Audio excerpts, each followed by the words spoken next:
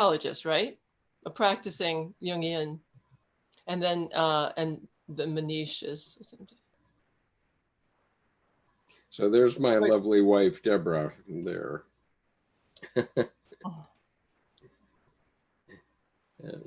We can't hear you, Deb, unless you, we have to ask you to unmute. I just unmuted. Good evening, everyone. Hi. Hello. And here's Joss coming aboard. Hello. Ah, Hi. Good evening. Welcome, Manish. good evening. That's Michael right there. Manish is going to come back in the screen in a minute. Okay. Yeah, hi. Hi. Hello, everybody. Hi, Melissa. So good to see you. Yeah, good to see you too. Thanks for coming. We're friends of Melissa. Melissa was telling me about the group. I'm a Jungian analyst, actually, but I'm not.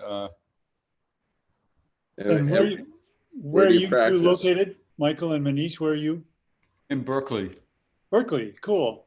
And I'm actually on the board of the Philemon Foundation that that brought the Red Book and the Eteha volumes to publication. Oh, good for you. Oh, my goodness. We're excited. We're looking forward to the next publications of the Philemon. Well, the next one will be the Black Books. Yes, I've pre-ordered. And what's the date of that publication? Do you know? October. Yeah, right now it looks like it'll be October. It depends on Princeton University Press. It's really up to them, but we're hoping it's going to be in October. So, and then we may do some programming around that. Do you know Sonu Shamdasani? We certainly do. We don't know him personally, but we certainly know who he is. Yeah, so he may do some webinars probably around that. So we had a hope to do stuff in person, but who knows if that's going to happen. So I don't know what the Black Books are. Oh, what the Black Books, when Jung, they were the precursors in a sense to the Red Book, that when Jung did his meditations and had his visions, he recorded them in Black Books. And so they're the source material for the Red Book. He then transcribed his writings into the Red Book in a more formal way. Wow, interesting. Yeah. So the Black Books are there's more content in them, and in some way they may be a little more raw in their drawings and things like that, and there's more material in there than is in the Red Book. That sounds great. Yeah, and they're going to be published in facsimile form, and hopefully coming out in October. Everybody's been waiting. Wow. For a decade. Is that a Bollingen? Yes, it is. Yeah, Skip is in the lake outside the. my magic Philemon.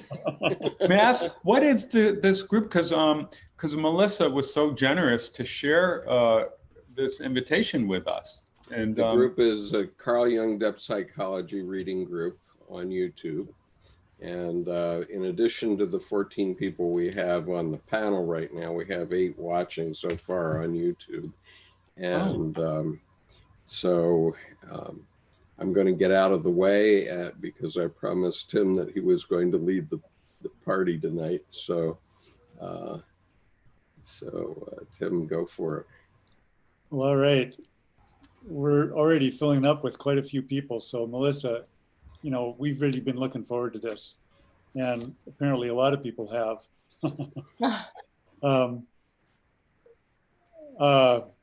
We've got essentially 2 hours, and you can just present as long as you want, and then hopefully we'll have time for all of us to ask questions.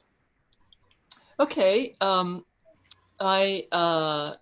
I think, I'll start talking and then open up to questions, because I think that it's, that probably will lead to a more interesting and vibrant discussion than if I just talk.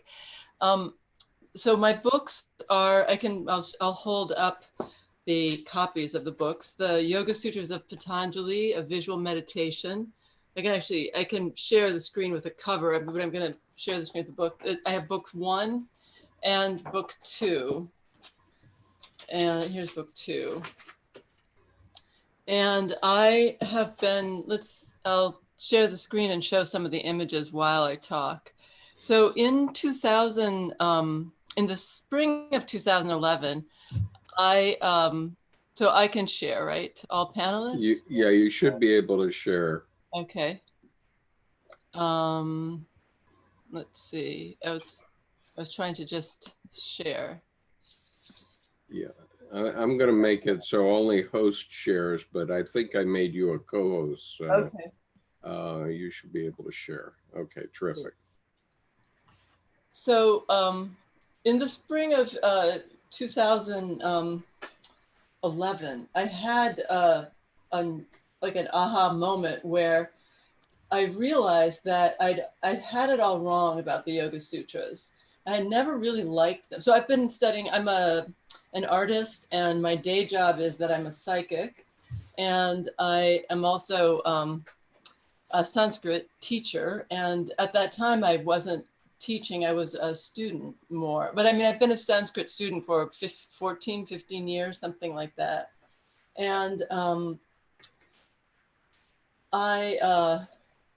and a yoga practitioner of 35 years, something like that. I had a moment of realization where I realized that the Yoga Sutras, which I'd never really liked because they'd always seemed like they were, a bunch of rules to follow. When you take yoga classes, you learn a few of them, and there's a big emphasis on the yamas and niyamas, really, and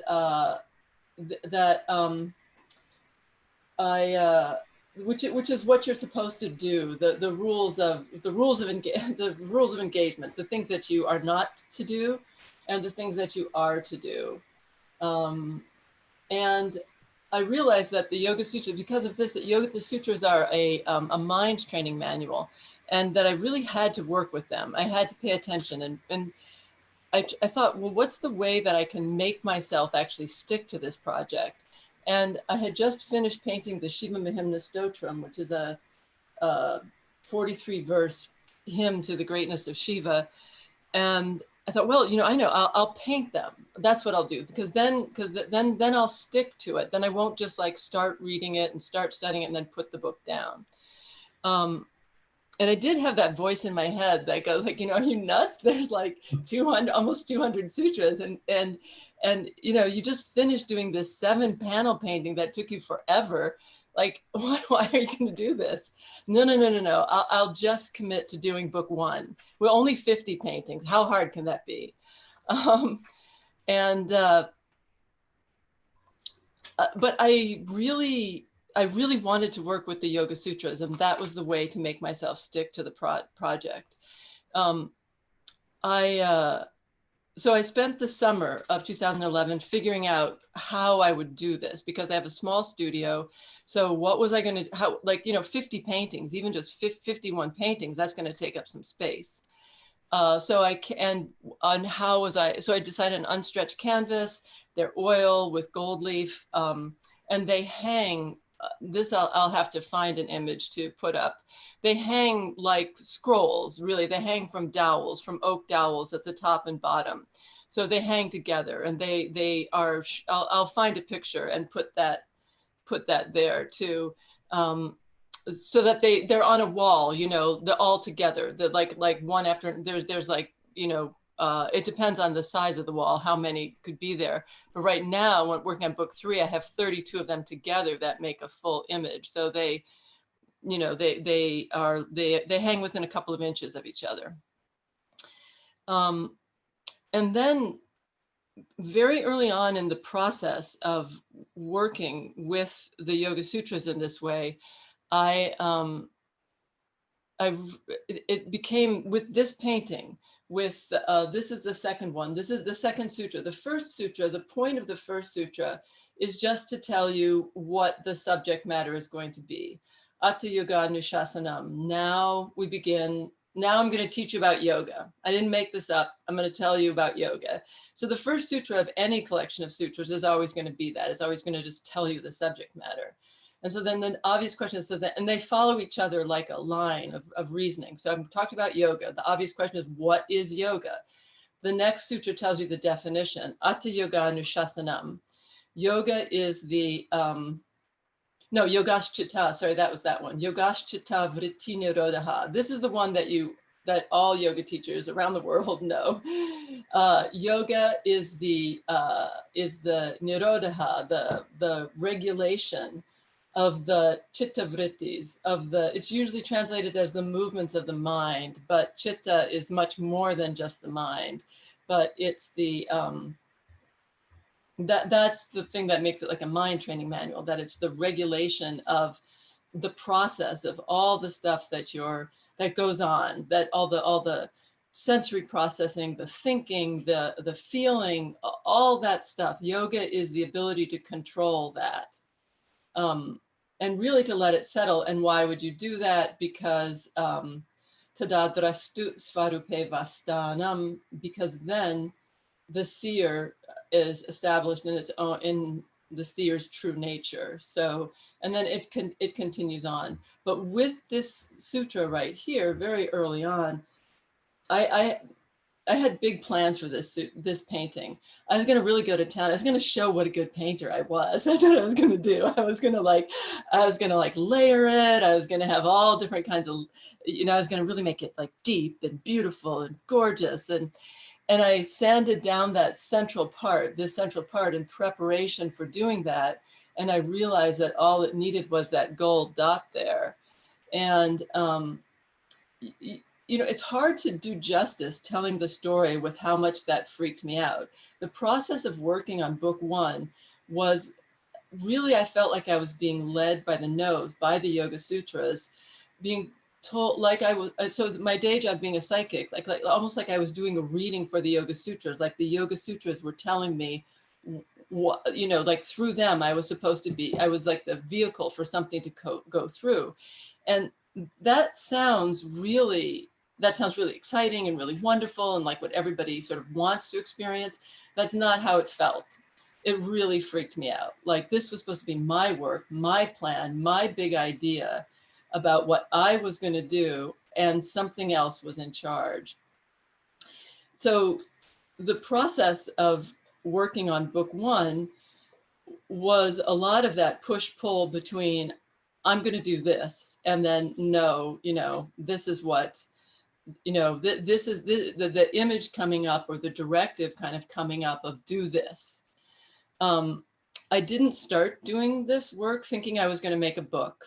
I thought maybe because I designed tarot decks, maybe I'd make a meditation deck, which had something to do with the structure that I, like doing it like this with the Sanskrit at the bottom right there, and the two squares. So that was, I thought maybe I would, we'd see how it goes. But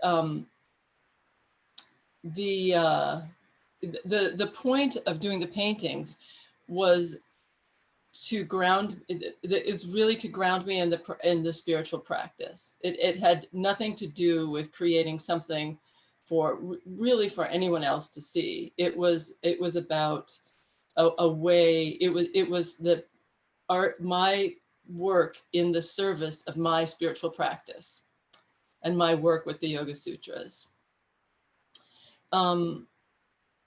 So Tim, and actually I think I'd like it to be more of a conversation, because there's so many different ways that I could talk about this. And given the interests of the group, and I would like to know what people would like to know about the work, and I can talk more about that. Well, I've got a whole bunch of questions. Maybe I'll start with a few of those and we'll see how it goes. Okay. One thing that I think would be helpful would be just to hear you talk about what is it about studying the sutras that is going to be meaningful for people who may not have any familiarity with them? That's a good question. What is it about studying the Yoga Sutras? So the point of the Yoga Sutras is for the is the idea behind working with the Yoga Sutras is that in this lifetime, you can be liberated. And to be liberated is you can experience liberation. You can know yourself as the self in this lifetime. And the point of the Yoga Sutras is to tell you how. This is a way how. This is a way for you to do exactly what I was saying I wanted to do, to escape from the domination of that, like in my sense, I think like that alpha female high school student, like always telling you what to do. Do this, go there. Oh, you should have done this, but you didn't do that. Don't forget about this other thing. Like that ongoing loop in your head, like how to escape that how to get out of that sense of me. I need this, I need that. They shouldn't have said that to me. I don't want them to do this to me. And to experience yourself as awareness, to experience yourself as perfect, whole, complete, as the self, which is formless and eternal, occupying this body perhaps, but not the body. And the idea is that you can do this in this very lifetime. And the Yoga Sutras begins by telling you, the first book, Samadhi Pada, is about the experience of absorption in the self and how that process happens. And it begins by introducing yoga, telling you why you would want to practice yoga, saying that when you are not identifying with the self, at all other times, you identify with what's going on, the movements of the chitta. You identify with this thinking being. And then it tells you there are 5 different movements of the chitta, and each one of them can be painful or not painful. So then there's a series of sutras that introduce you to the mind, that tells you what we'll call the mind, the chitta, how that works. And so that you can know it, because the point is to let all that stuff settle so that you can see and occupy your true nature. That your true nature, that's who you really are, something other than all this stuff going on inside of you. So then it goes through what the 5 movements are and gives the definitions. They are, and so I did just something about the painting. It's a birthday cake with the gifts of the 5 movements of the mind, because it is a useful thing. It's not that it's bad. You just want to stop identifying with it, with thinking. And at the age of 5, it used to be thought that the mind was fully developed at the age of 5, and certainly certain things start happening around the age of 5. So Melissa, I guess the big question comes up: why do you have to divorce yourself from the being? From the thinking. From thinking. So because when you let all that stuff settle, then you can see your true nature, because all that stuff, all that thinking gets in the way of knowing that you are not, that knowing yourself as the self, as pure awareness, as consciousness. So we all have the experience of dropping. The bigger issue is to stop feeling pain. That's really the bigger issue. The whole purpose of any of the many systems of Indian thought is the end of pain, and that pain ends when you no longer identify yourself, that you can want all kinds of experiences, and you can want to be rich, but why do you want to be rich? You want to be rich because you want to feel secure. You could be famous. Why do you want to be famous? Because you want people to love you, and you think that if people love you, you're never going to be alone, and then you'll be happy. like all of these desires, all the desires for achievement of some sort of physical thing, they all have something else underneath it.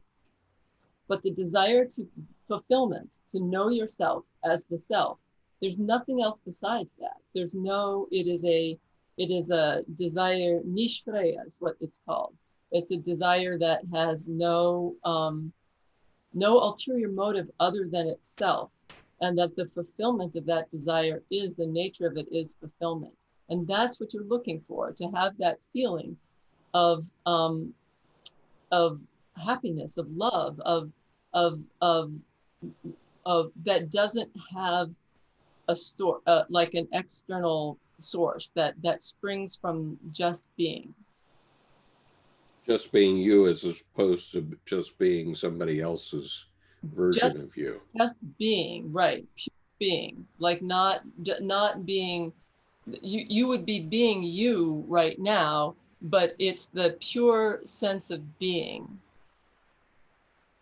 of the fact of being. Mm-hmm.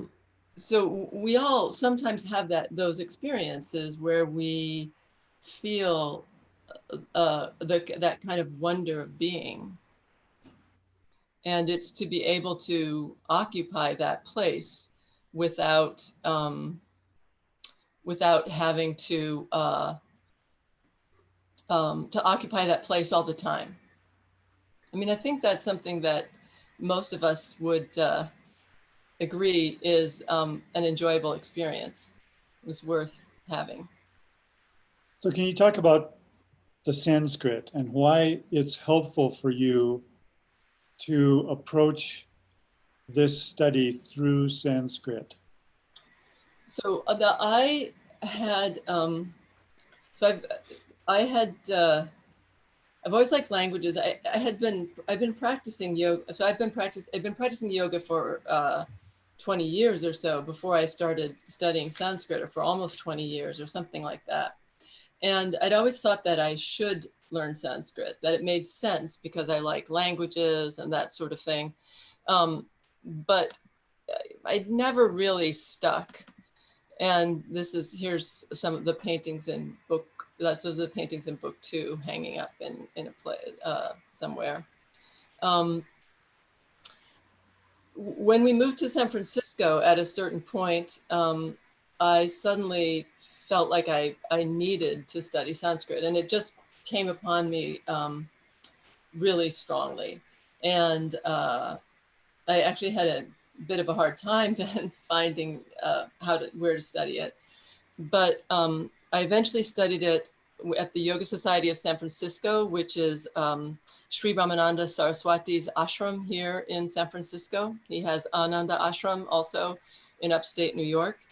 And the approach to Sanskrit, and I don't know why I suddenly felt that I needed to study Sanskrit, but I did.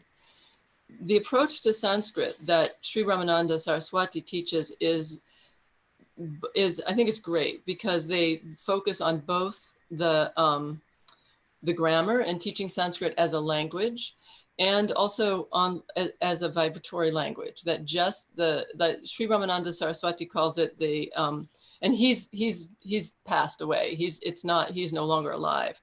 The washing machine of the mind. That if you want to change your life, he said, put the Sanskrit alphabet up somewhere where you'll see it every day. That Sanskrit itself is a tool for transformation. And when I began incorporating Sanskrit into the paintings, it was along the same line of it was because of what Sri Ramananda Saraswati said, that to bring that energy, that transformative energy, into the lives of others. So I did that before I actually got my studio in San Francisco when we moved from New York, and I didn't have a studio at first. I moved with a 10-month-old baby also, who a very needy 10-month-old baby. But at one point, when that 10-month-old baby was 5 years old and in school, a father of one of his friends was over picking up the daughter from a play date. And I was just like chatting, it's my plan when I get a studio, I'm going to incorporate Sanskrit into it. Sanskrit's a transformative language. It's supposed to move you forward on the path to enlightenment just by being around it.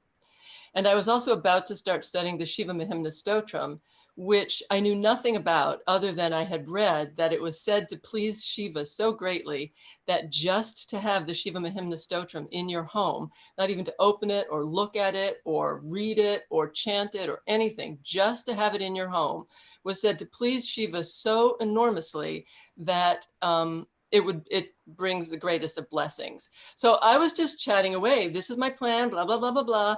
And he said, oh, that sounds really interesting.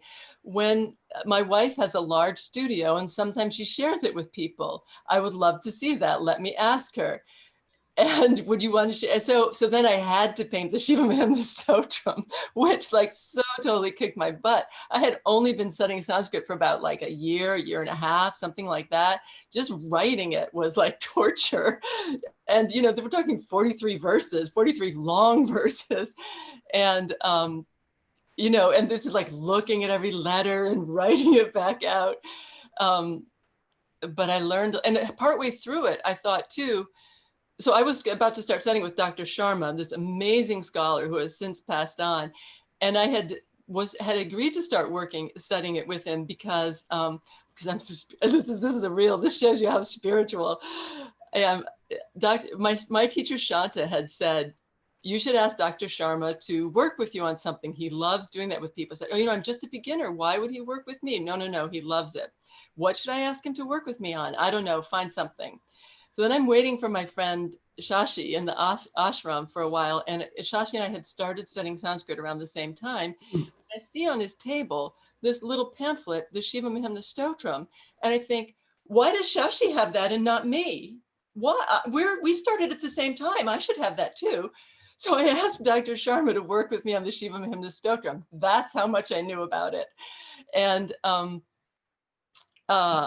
And partway through it too, I'm thinking like, I don't even know if I like this stuff or if I agree with it. This is like really paternalistic and, and at that point I complained to Shanta about it and he said, no, you're missing the point. We're now on in our classes, we're not going to do any more grammar. We're just going to chant the Shiva Mahimna Stotram again and again and again. And then as I did that, and I started doing that on my own every day, chanting the Shiva Mahimna Stotram, something shifted. I started to experience something that beyond the words of it, I started to, the deeper meaning of the Stotram, there's no explanation for it. When I started teaching Sanskrit, I mostly just taught yoga teacher trainings, and then a group of yoga teachers asked me if I would teach a regular course. So, okay, that means I have to go a little deeper into it with them. And you start with the alphabet. And I started just chanting the alphabet. So I'm practicing what it is that I'm going to be teaching them. And some of the things that happened, and this is even recently, in the course of just chanting the Sanskrit alphabet, like there's no reason why saying those sounds should have this, why chanting them should have this effect of one student described it as like, it just brings you into this central place, like with meditation, where you almost feel like you can't move. It's like it roots you in this central, this powerful central way to the ground. Sanskrit is, it's an amazing language. Once when I was chanting outside near here, and so in the Yoga Sutras, in book 3 of the Yoga Sutras, where they talk about the superpowers, there's one where they say that there's a superpower that the result of like the meditation on something gives you the ability to understand the sound of all creatures. I was chanting and it would have just been something like the alphabet or something outside. And suddenly I heard, I heard a bird say to me, I heard, why are you singing in my territory? This is my territory. Why are you singing in my territory? This is my territory. Like I heard that, and it was like, whoa.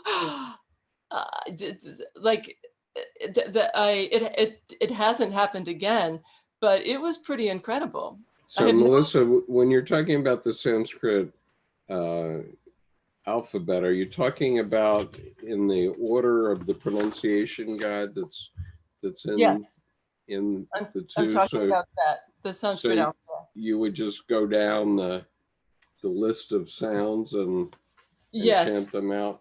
So you would chant. So actually, if you want to do that, there is, I mean, I, at the beginning of the sheltering in place, actually, I taught some Sanskrit classes online. And I think there's some, with all the classes, I think we started off first chanting the alphabet. So you could actually just chant along with me they're on my YouTube channel. It's, if you look, Melissa Townsend Tarot, I think it's Melissa A. Townsend is the name of the channel. But it's good to hear somebody else and to chant along with them, because it's not easy to just make the sounds all by yourself. And we were actually just chanting the vowels at a certain point too. Like you start off just chanting the vowels, and then eventually you move to the down the whole alphabet. But it's a, you know, it's like a 50-letter alphabet, and Sanskrit is, you know, an incredibly complex language. But the way that I learned started like very much focused on just chanting first, which is also a traditional way of learning the grammar too, of chanting it. So, and there's also this, I mean, this is a book that I think is really good. It's called Mantra Yoga and Primal Sound by Dr. David Frawley. And this is, you won't, I mean, I would suggest that you listen to my YouTube video or somebody else's who's chanting Sanskrit to get the sounds correctly. But yes, it's just the alphabet. And yeah, and I think actually I was just chanting the vowels. So did that answer your question, Tim? Why Sanskrit? Yeah. I wanted to ask you about just the format of these paintings. So you've got these two, each one, it seems to me, begins with these, it's a rectangular format, vertical, but then you've got these two squares in each one. Right. And the square is not a natural shape. Right. So can you talk about the reason why you start with that format? So really probably the reason why was is probably primarily, whoops, I'm moving my screen around, because because I had made tarot cards before, and the idea that I might make a meditation deck, and also I really wanted the Sanskrit to be on it. That's the other thing, because I was coming from a place where having the vibrational the way that I learned, just to have the Sanskrit around you, just to see the Sanskrit, whether you can read it or understand it or anything, that's a transformative aspect. I wanted the Sanskrit to be highlighted, to be there. I did not have a plan for how I was going to do I didn't even know what all the sutras were. I mean, the point was to study the sutras, so I knew some of them and I knew how it began, but I didn't know like how appropriate this format was going to be for it. And you can see too then that like maybe I would do this one that then the seer can occupy its true nature. I might not at this point. I don't know if I was painting it again, if I would have that square format. And then when we get to the 26 about, or you can surrender to Ishvara, the square format, it breaks out of it. But I was probably, and the last one, it breaks out of it too. And then now I'm on book 3, and I would not, some of the paintings have the square format and some of them really, and actually the group of 32 paintings that I'm working on for the group of the cities, I actually did something very different with those. There's one big painting that they all make together, and then each one separately is integral to itself as well. And so there's no square format. And the sutras leading up to it, some of them have it and some of them don't. And how I'm doing the Sanskrit change. So, and even some of that started to change in book 2. There's more in my work with book 2, there's more variation on it, on the square format, and more breaking out of it. But that's interesting. What? That's interesting to me, that picture with the cleaning products. I actually really like this one as yeah, go on. What were you going to say? Say what you were going to say. Well, because of COVID-19 and like we're all in our houses, and it's a real feminine symbol of like, I don't know, it really resonates for me in terms of like the thing that you go to sort of cleaning. I don't know, some kind of funny the symbology of it, but and how it's different from all the other images that are more abstract. And tell me about that. Okay, and I do go back and forth between abstract and not abstract all the way through it, and I like that also. I mean, when I was coming, when I was a younger painter, I remember like agonizing about, am I doing abstract painting? I'm doing figurative painting. Like, which is it? It has to be one or the other. And like, it doesn't have to be one or the other. It doesn't, But the reason is this is, again, so book 2 divides really into 2 halves. The first half is a lot of giving the underpinnings of Samkhya philosophy, of the philosophy of why what's going on here that's being addressed by the practice of yoga. And then it ends by saying, the point of the practice is to develop the viveka, develop the perception, the perceptive quality. So, and so it was interesting reading. I read the material from Jung, and it's interesting. I mean, he gets a lot of it right, but some of it he doesn't get right, which is what you would expect. I'm surprised by how much he gets right, honestly, because it's not easy. It's not easy to get it right, and and it couldn't have been easy for him. Now there's so much more about all that stuff that's available, but the point is that you want to develop the sattva quality. He talks about that. You want to develop the sattva is the highest quality of prakriti. You want to, and its nature is viveka, that perception, that ability to see. That ability to see is not the same as Purusha.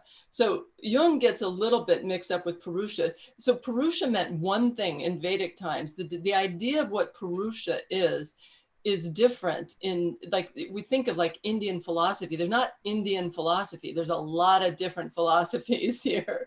And there are very different ideas about what's real, what's not real, how does the material world interact with the self? The Yoga Sutras have one way, Advaita Vedanta has another way of seeing it, but Purusha in the Yoga Sutras is not a little man. That is not accurate. Purusha is the self, and Purusha is, formless, and it is the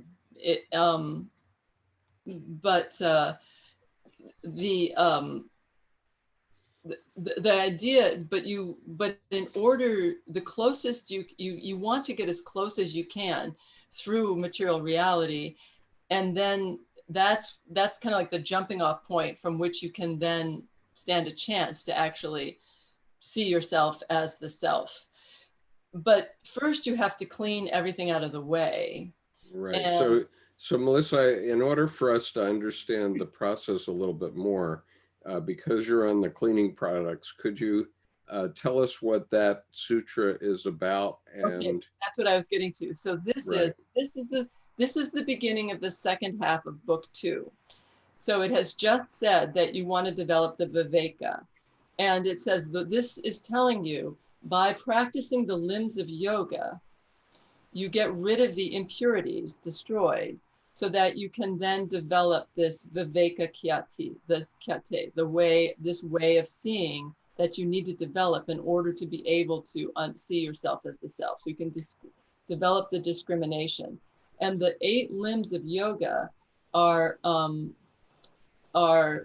like the cleaning product. The 8 limbs of yoga is the 8 side, the octagonal form, and within them they contain the cleaning products that clear away like all the stuff that you need to clear away, that all the impurities that you need to clear away, so that you can see this, you can begin to see the self.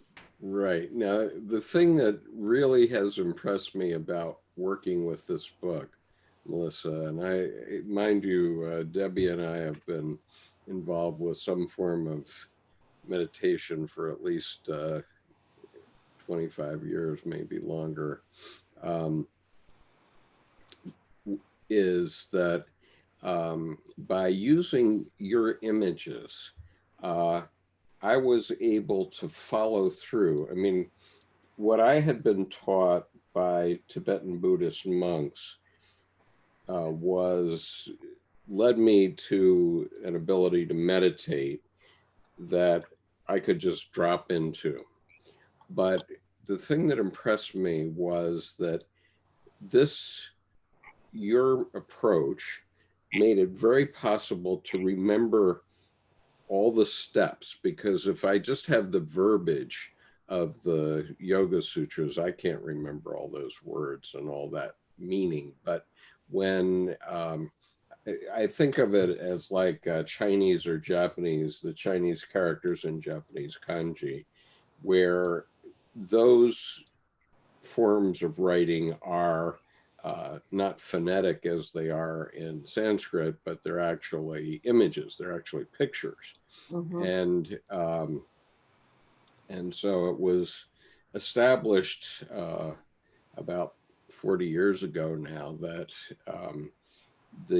when a man had a stroke and he lost the left side of his brain, he was still able to read the kanji, the Chinese characters, but he couldn't read the phonetic characters in Japanese any longer. And so what happened to me when I started to read your book is that suddenly, as I read through your explanations and then looked at the image, I found that I could just sort of leaf through the steps that Patañjali is talking about. And it's Patañjali, right? Is that the pronunciation? Patañjali, okay. Anyway, I could just work through the steps. So I wonder if you could just go through like the first 10 or 15 steps in book 1, just to explain what each step is and what your image says about this. Because I thought this spilled milk was so interesting. It's such an interesting idea, and why you used it, and so yeah, I think that'd be useful. Sure, I'd like to do that. That'd be great. And also, I would say that that's when I decided to make the book. I felt differently about this work than I had about other work that I'd done as an artist. I didn't feel that it was meant to be just for me. Like I wasn't just supposed to sit in my studio. I wasn't supposed to, it wasn't about me, and it wasn't about it as mine, but it was something that had come through me that I had been guided to do, that I was to share with others.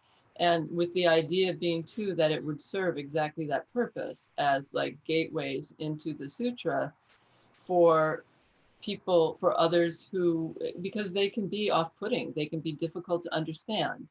They're in Sanskrit. They're really, the sutra form is kind of like a mashup of haiku, mnemonic device, and PowerPoint, you know, without the notes, without the teacher to give you the background of the PowerPoint, you know, bullet point.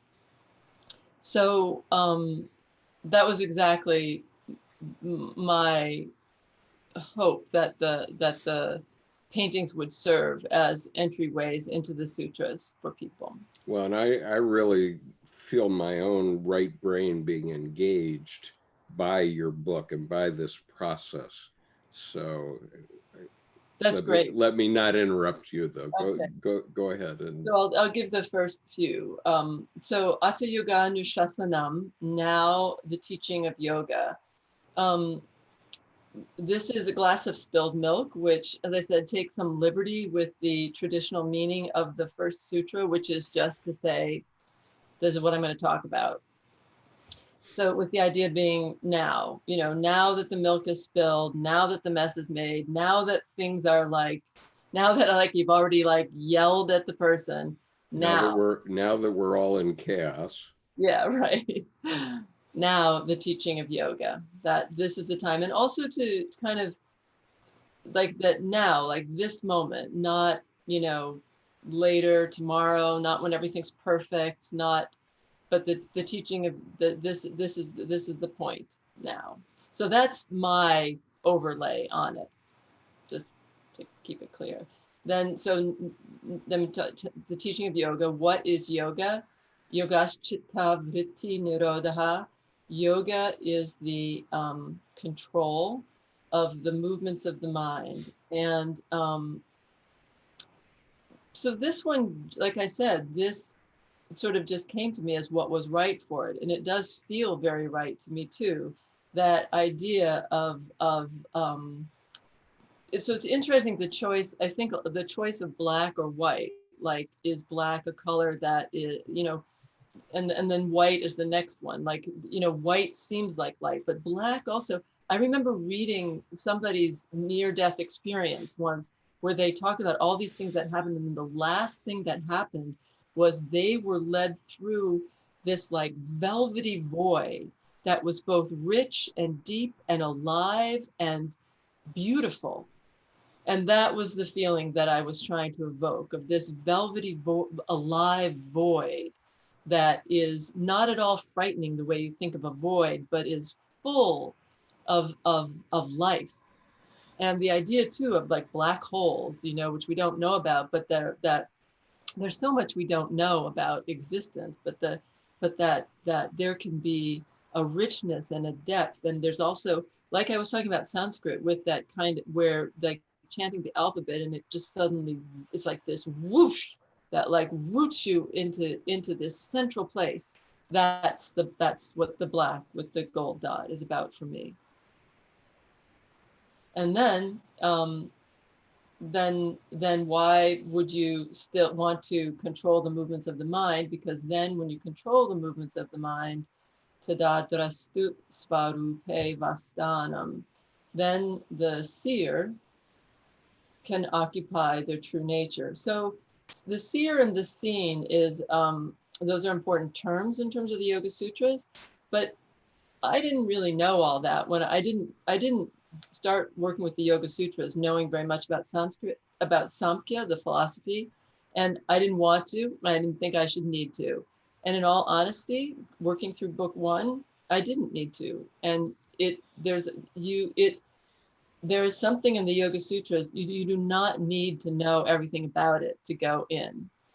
And at the point where you start to have to need more, you'll figure it out. It will be able to, you can happen. And then you can understand deeper levels of the stuff that you got before. But all you need to know is that then when you control the movements of the mind, so this is where like the black and the white, my sense is that, you know, they're opposites, but they're the same thing. That, and you know, the white, the quality of light and sattva, and, you know, that's the quality that's associated with getting as close as you could paint, that sort of thing. This one would stump me more if I was doing it now, but this was just 3 paintings in, and it didn't stump me as much as it would at this point.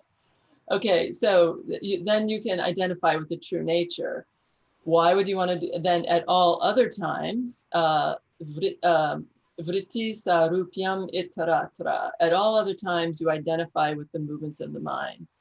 I mean, this painting. So this is the idea is like of a cloudy sky. That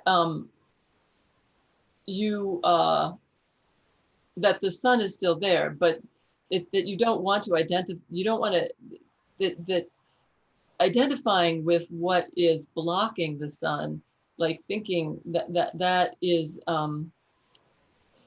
that's the corollary to identifying with the movements of the mind.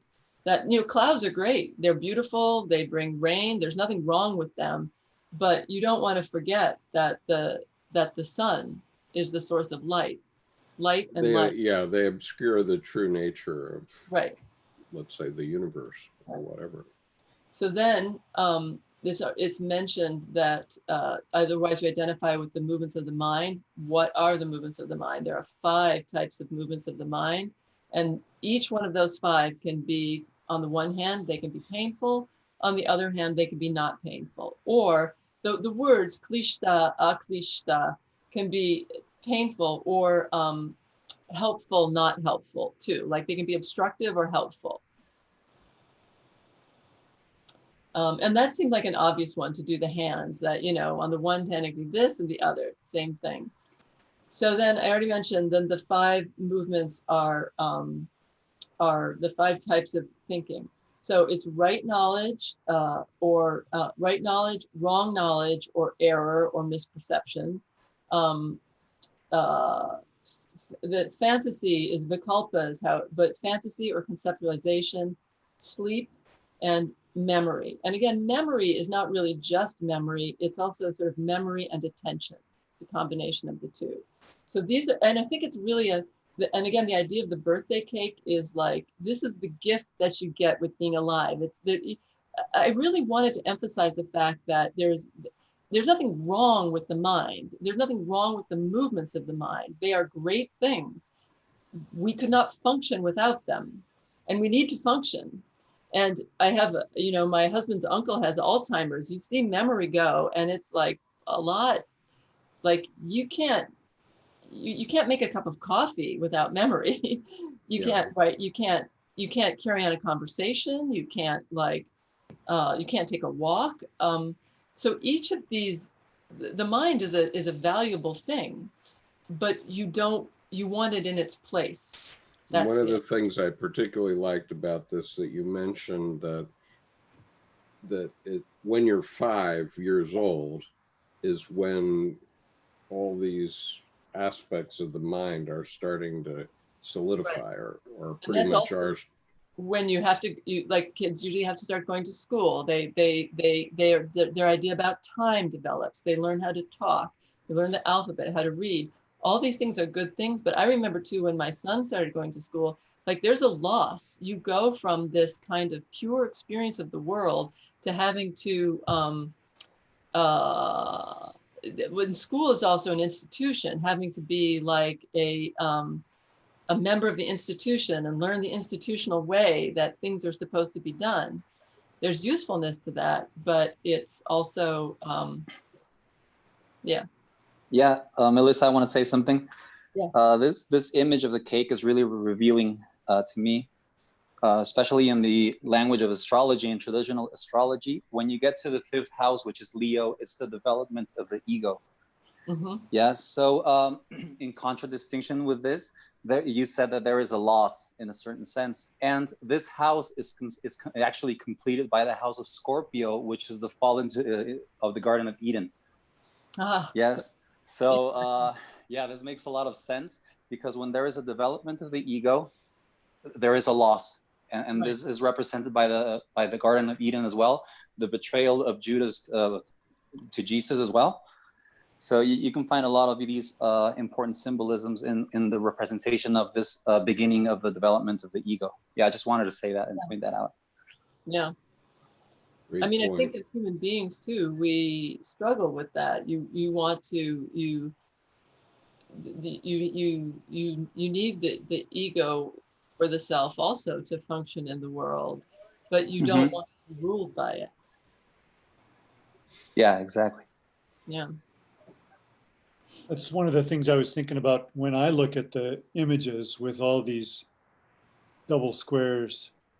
It's hard for me, just in Jungian terms, not to see that as being different levels of the personality. So, you know, the ego and the persona or something like that. And that, especially because the squares disappear, actually, it seems like they multiply before they disappear. Yeah. Because they get to be like 3 or 4 squares, and then they disappear. Yeah, I would say I think that I came up with the structure of doing it without, it's just what seemed right. I don't know that I really thought it through in any way, but certainly in terms of how I continued to work with the structure that I started out with as I went farther, all that stuff played into it. The Sure. idea of breaking out of it was, and how I broke out of it or how I, honored it became important.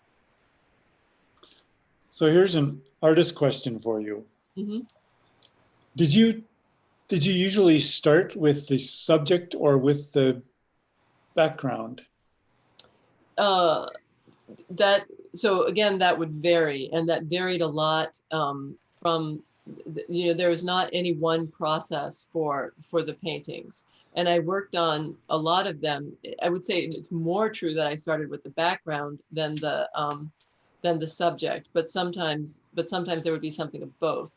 But what I would do is, so first of all, one thing that I did was cut up old paintings. It's like, what am I doing, waiting for my retrospective?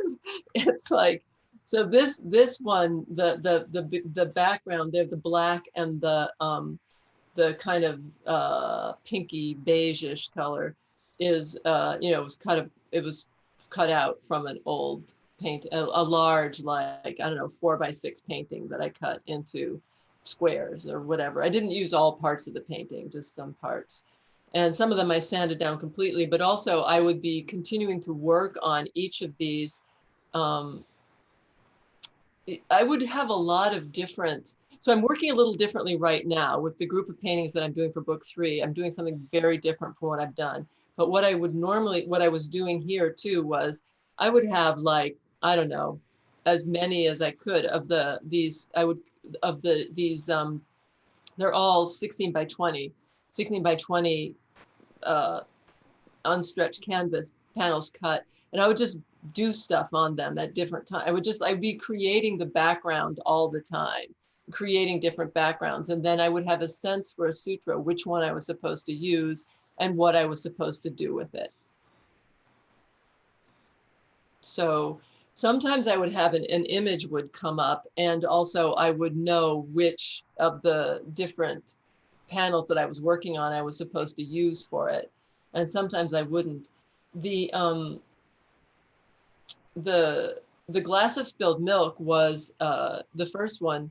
I wanted it to look painterly. I didn't want it to look like photorealistic. So the hard thing for me with that painting was making it look like a glass of spilled milk without making it look too much like a glass of spilled milk, and wanting it to also like fit in with the background of the canvas to still have like some of that, because I work the canvases a lot, to sand them down. You can tell, they're sanded and layers and stuff, that I wanted I wanted that quality to come through the part of it that was a glass of spilled milk as well.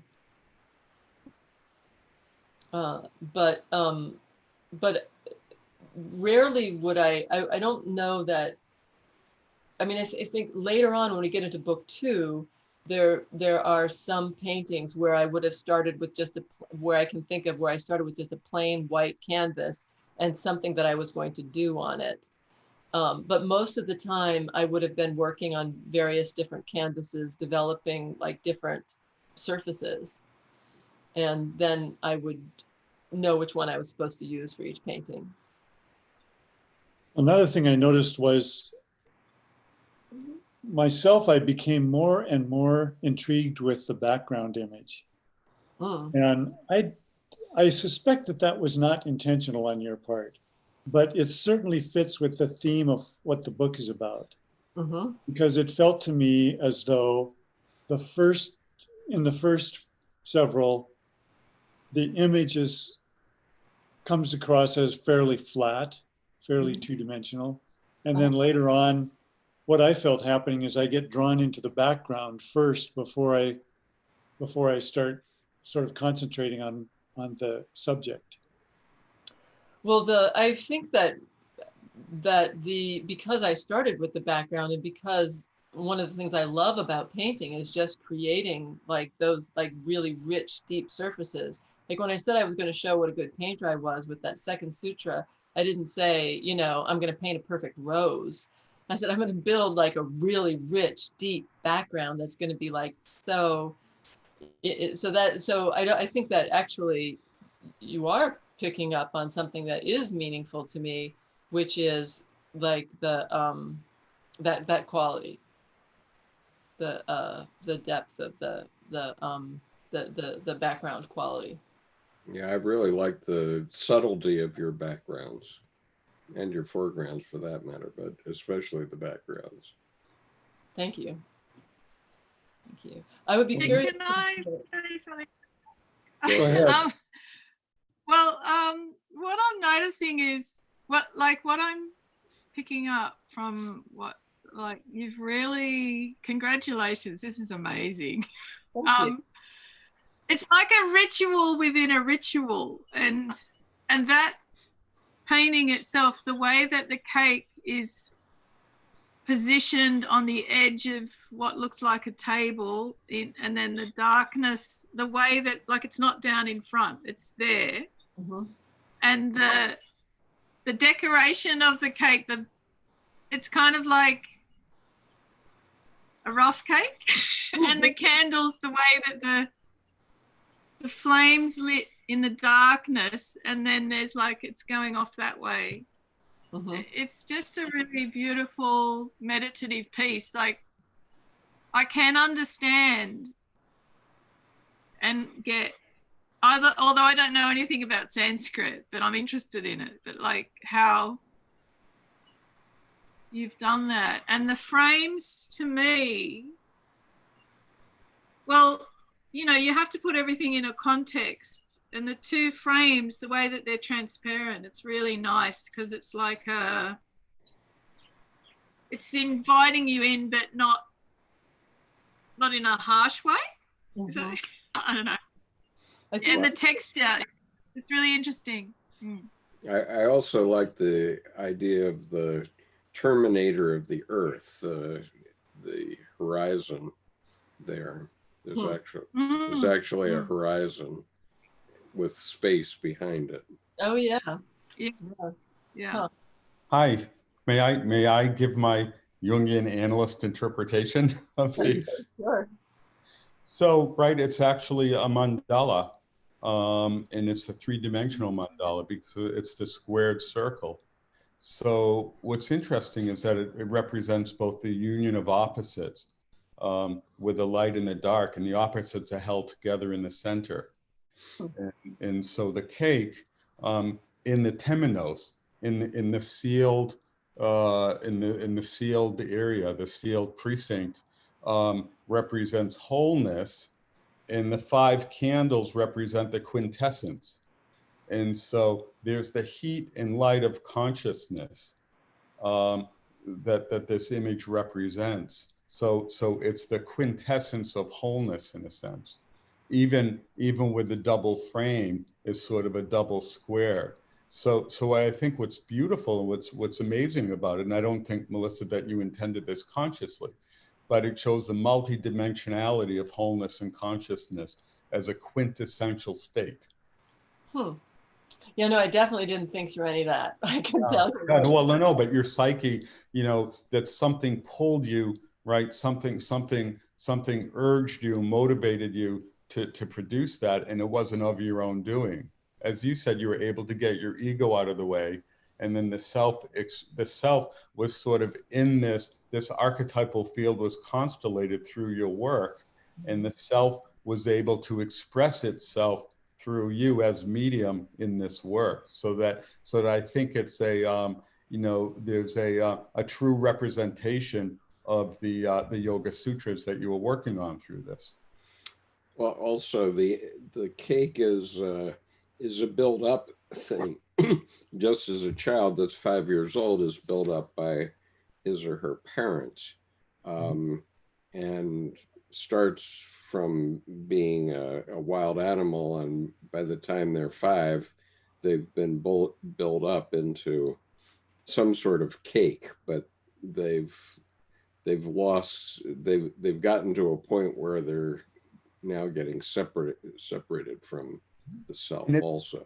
And it's renewal, right? It's a birthday. It's a renewal. It's a new birth, and it's both sweet. It's sweet and nutritious, right? It's the sweetness and fulfillment and a renewal of this whole state. And yet, I mean, it's also a thing. It's not the self that is formless and complete. It's an achieved state. It's an achieved state. Yeah. Yeah. Well, one thing I was going to say, now that I'm so tempted to get a piece of cake to eat for dessert, but other than that, I also just like the squares. They're like yantras, right? So I think there's some right. Like that too, yeah. I mean, I think I was more drawn to them in that sort of sense of like something. So the other thing is like sutras, sometimes they're called a string of pearls. They're each like one little nugget that's strung together that makes a whole. So that also somehow plays into like having the squares there, like the separated, here's the thing that's being said here. Here it is. And here's the Sanskrit. I have a very kinesthetic reaction to things. And so Melissa, this one, it's so important to me that the flames are dynamic. They're blowing in the breeze. I like that too, actually. Yeah. Yeah. And to me, what that was, it just immediately evoked a kind of, what I'm breathing in from all of the oxygen, from all of the trees on the planet. And then when I breathe out, that I'm sharing back. And I found that after this first one, that's what jumped out and grabbed me, was that connection with breath. And then every time I would turn the page, I found myself relating to what you had done with your painting and how different it was, whether I breathed in or breathed out. It just getting a different thing in both directions. And so I just thought this was a wonderful thing to be like a threshold to breathing your paintings. Oh, thank you. That's wonderful. That's really great. Thank you. Another thing that struck me is the candles are very dark, but they are also colored. Mm-hmm. Can you talk about that?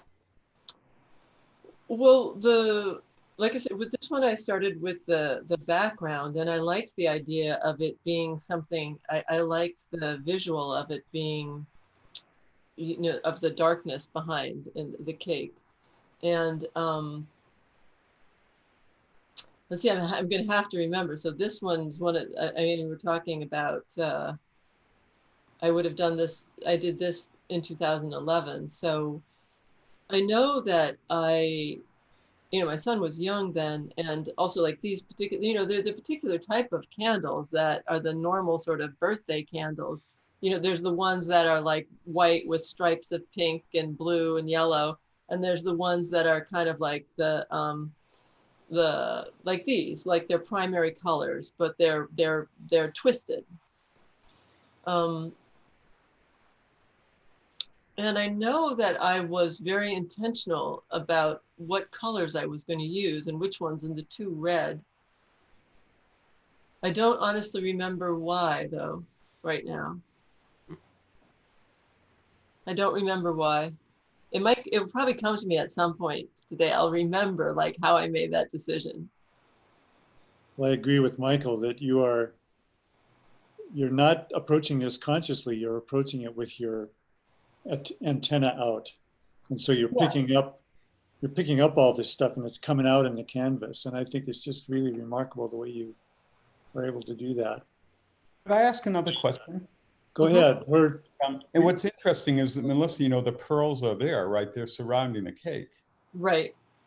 But it's interesting because the candles will burn out, right? They'll melt and they'll be consumed. And then the cake is something that gets consumed. It gets taken in. It gets, it's right. It's meant to be eaten. It's not just an object to behold or adore. Adore, yeah. And is there something about in this particular sutra or in the sutras that can connect to when the candles being consumed, the candles burning, and then the cake being consumed, or to be assimilated? Well, I mean, I think that there isn't the sense that it's all temporary. The mind too, like this particular, the clothing of this being, of the body and mind that you're wearing right now, it's temporary. The self is what's eternal. This is the present you get in this lifetime. You should celebrate it. It's great. It's just, but it's temporary. A lot of profound ideas here.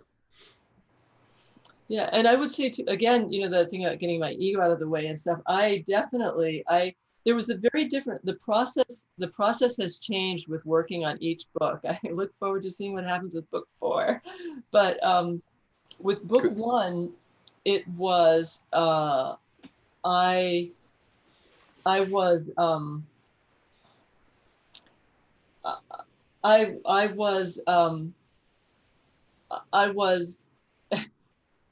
let's see, I'm trying to think of the right word, but my antenna, I was picking up and responding to what was coming to me. It was coming to me strong. But so this is the thing. When I was thinking about like when that thought, that voice said, you know, are you nuts? Do you really want to do this? Like I knew I was making a commitment.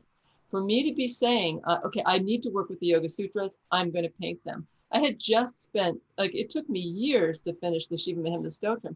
I did other paintings in between too, but like, this was not something to take up lightly. This is like, it wasn't maybe I'll do it, maybe I'll start it and I'll see.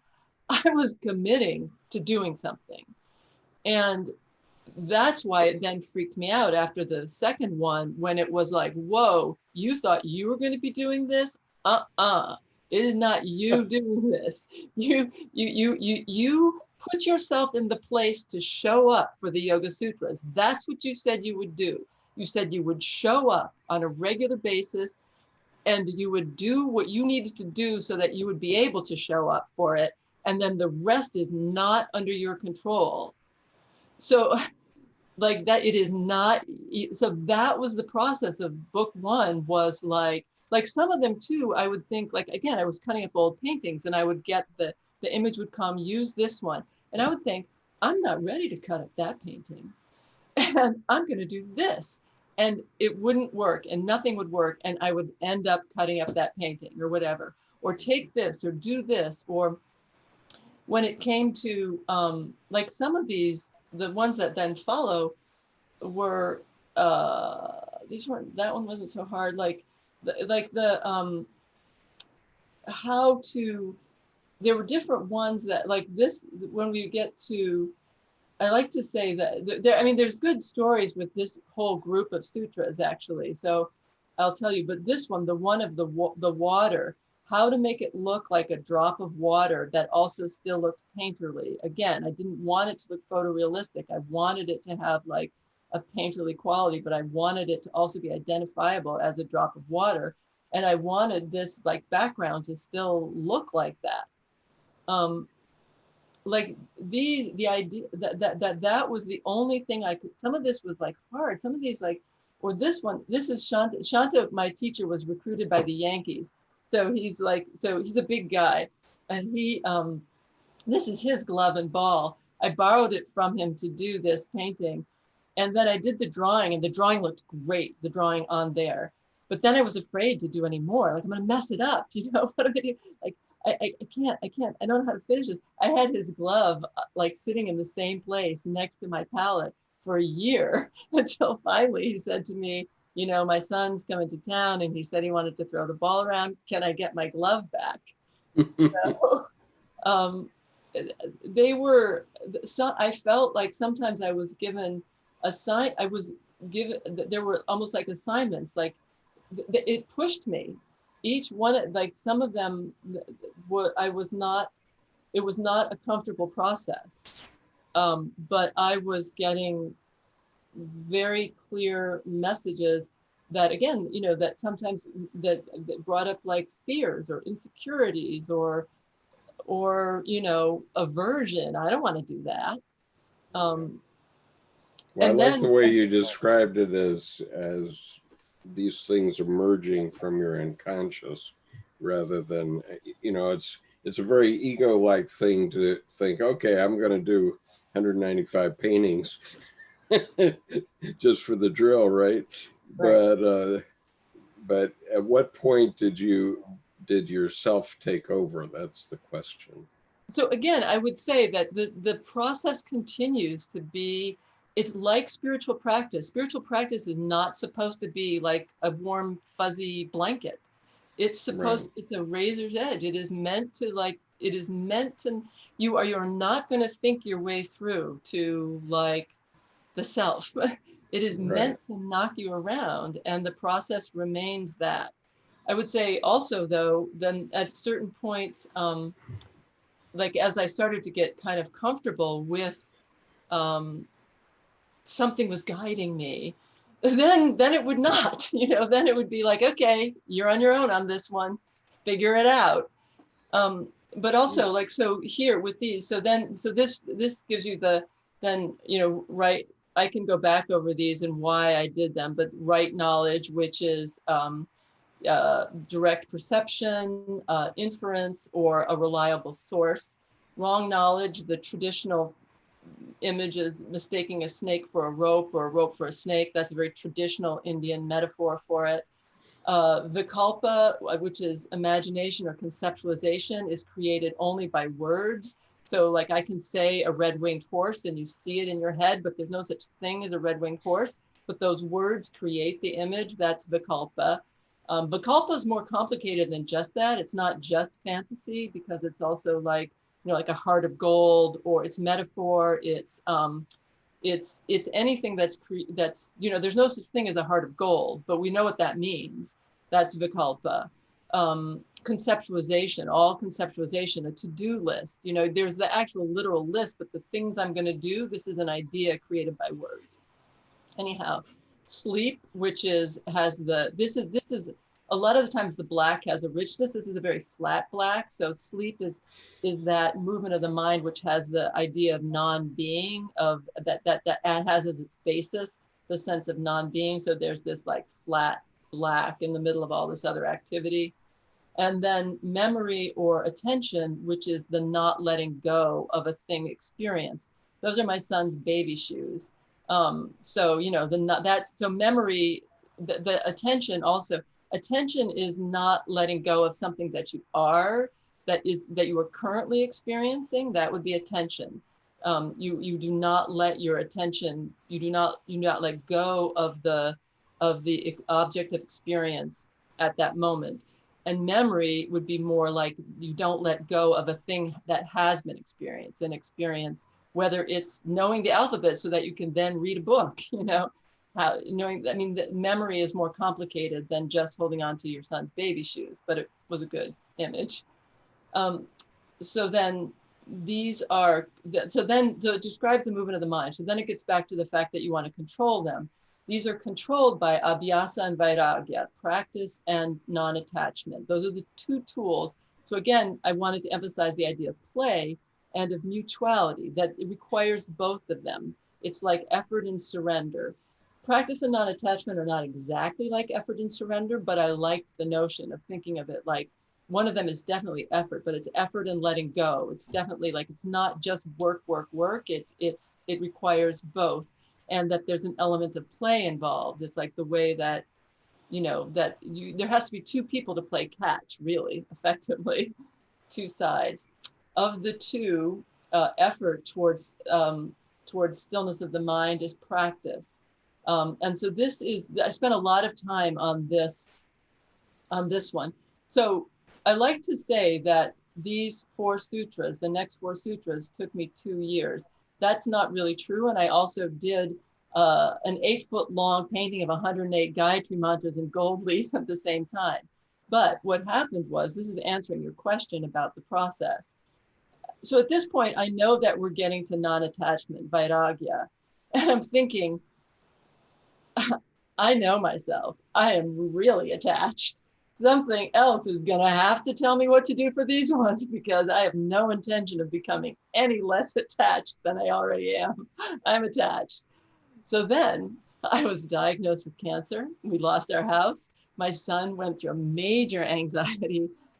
He has dealt with anxiety at the time, and he had an anxiety meltdown. So I'm like, okay, I get the message, non-attachment.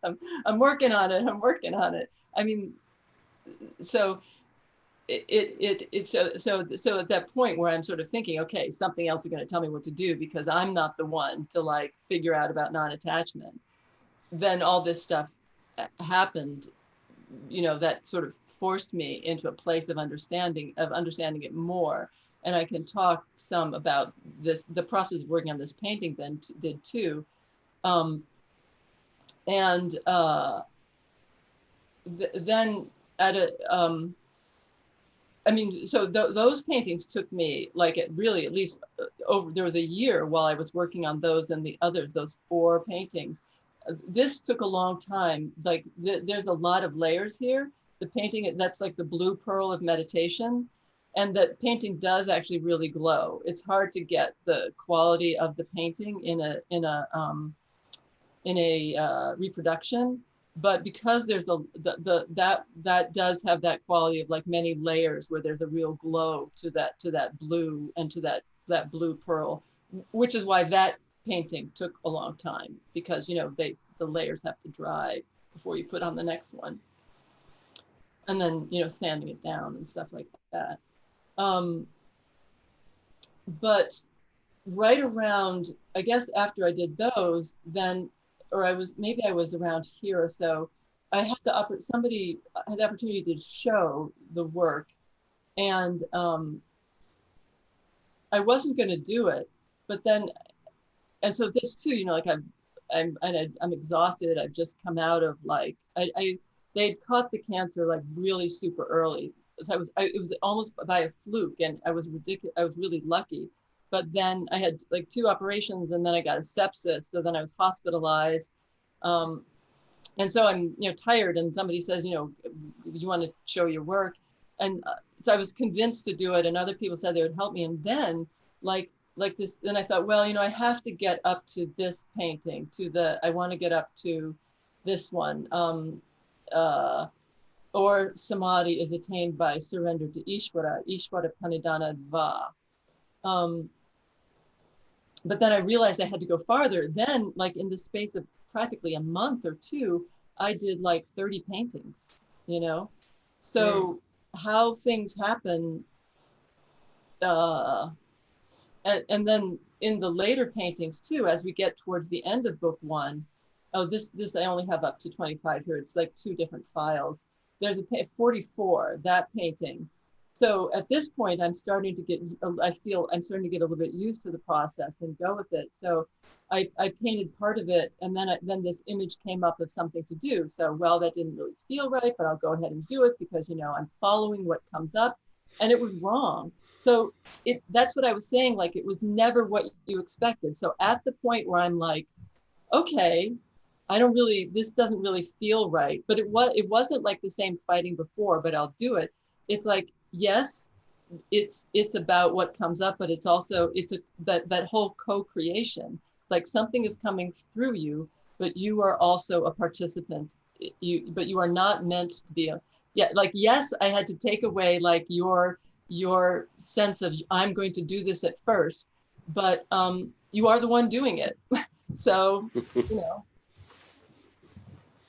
own up to it. I mean, it's like it was this constant process of being pushed beyond my my comfort zone. And so then in book 2, so I finished the paintings for book 1, and by this time I loved the Yoga Sutras. I cannot wait to get into book 2. I am in love. I really truly in love, but I have to do something with it, with the book. And so it takes about a year to do that, during which time I do the first paintings, also do the first 10 paintings in book 2. And then I'm done with book 1 and everything with that. And I can really get into book 2. And I'm starting with the next half. And that's when it gets into the really heavy duty Samkhya. And as I'm doing that, I start thinking like, I don't like this. I don't even know if I buy this stuff. This whole, like, there's the seer and there's the seen and never the twain shall meet. Like that's not, the philosophy behind the Yoga Sutras is almost rigidly dualistic in a way. And most of us in the West, we don't really buy into that. And even Jung, this is where he sort of gets it wrong. Like in the Yoga Sutras, Prakriti and Purusha, they don't dance. That's Tantra, they dance. They're not one. In the Yoga Sutras, it's like Prakriti and Purusha, and you want to just identify with Purusha, and like Prakriti can just go do whatever it wants, like get it out of the way. It's like never the twain shall meet. I'm like, I don't know if I agree with that. But at this point too, the paintings, it wasn't the same sense of like almost mystical, like I could describe it with book 1, but the paintings, like I would know what to do for each painting, and they were so beautiful. Like I couldn't stop. I felt like for the sake of the work, for what was coming through, like at this point I'm thinking, why am I doing this? I don't know if I agree with this stuff. This is like nonsense. Yeah, since you raised Prakriti and Purusha, we were talking earlier before we began on YouTube, and so I'd like to come back to that now. This issue of, from a Jungian point of view, about what's masculine and what's feminine. And, traditionally, feminine is associated with Mother Earth and mass and that sort of thing, and Purusha is associated with spirituality. But you were talking about how if you talk about spirituality, nobody listens, and so I wonder if you could address we were that talking about art and spirituality, that that in the art world, it's changing somewhat from like the really with the Hilma af Klint show in 2018 and early 19, but to say that art is spiritual is, you might as well, like, it's like to say, oh, just ignore this, and you say it's spiritual and by a woman. I mean, that's what I was saying. Like, then you might as well just not even bother mentioning it. But the art world has and it may be changing, but the tendency in the art world is really to very strongly avoid any sort of spiritual content or the notion of being spiritual, which I think is odd and interesting, given that artists that's crazy. And you've shown such an interesting way here where you've combined the logos in the form of the word. Just if you go to the left here so that we can see what you wrote. I mean, not that this particular one is the one, but on each one of these, you've written a short dissertation on the meaning of the sutra, and then interpreted it by what I think is a spiritual way, by doing the painting. And what's so interesting here to me is, I mean, they say, don't follow someone else's path, move ahead and leave a path. And what you've done here is left a path for actually millions of artists potentially in almost every medium to interpret some things that are so critical to the future of our species. I mean, you know, we call ourselves a bit the wisdom path here, and you know, we have so many young men in the world who don't, you know, they want to know what the truth is, and the only way they're going to find that is by entering the dark forest that you are sort of embodying and describing here.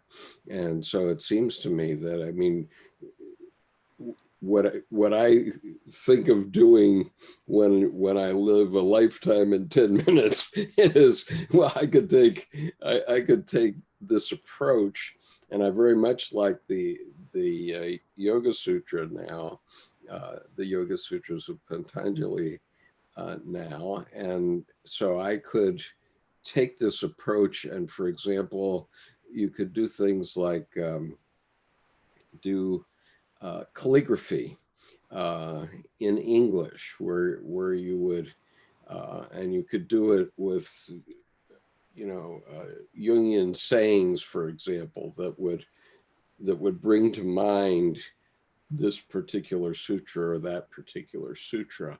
And, you know, it just, because there's so much in Dr. Jung's work that it would not be difficult at all to just, you know, focus on a sutra and then think of the Jungian quote that would come to mind and do calligraphy of that quote, but also do the Sanskrit and so on, as you've done.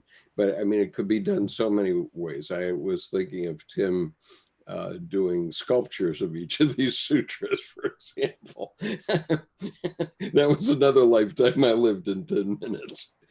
But anyway. Well, I agree with you. I think that that's actually an important aspect of doing this and putting this out into the world, is like, you can do this too. And that to find your own, that these texts, they want us to interact with us. I remember having this conversation with Lauren Roche, who did the Radiant Sutras. Yes. So I remember when I first looking at when I first heard about the Radiant Sutras, I thought, you know, like from my perspective of studying Sanskrit and Sanskrit translation, I was like, oh, I'm not going to bother with that. It's not a translation. They're amazing. They are poetry. Oh yeah. He has captured the essence of whether they're an exact translation or not, he has captured the essence of the Vijnana Bhairava in poetry that is, it's just stunning. So he and I were, it is radiant. yeah. So he and I were talking about this, that it's like, I think he said the phrase, like, these texts, they want you to interact with them. They want to mess with you. They want to catch you off balance, because that's what's supposed to happen. And you want to find a way in to interact with these texts in as personal and creative and meaningful a way as you can. It's not for everyone. For some people, that might be reading and studying them. But for many of us, doing, like, having our own conversation with them in some way or another, in whatever way, it is a way for them. The point is to show up for them. That's the point. Right. And it occurred to me that, I mean, just from a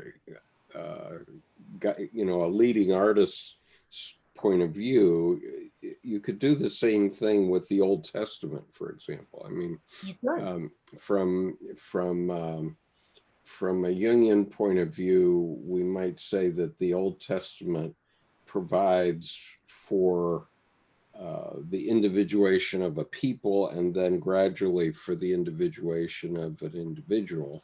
And so it would be quite possible to, you know, find the essence of those stories that allow for the development of a psyche in, in Judaism and Islam and in Christianity, whatever, and convert it in this way, engaging the right brain in some way. It could be done with dance for. Sure, it could be done. I Right. agree with you completely. And so the potential for in this is just truly phenomenal, Melissa. I just love this work. But anyway, let me shut up and let others speak. I'm wondering if we can hear from some of the more silent participants, if anybody else has questions about this. Mhm.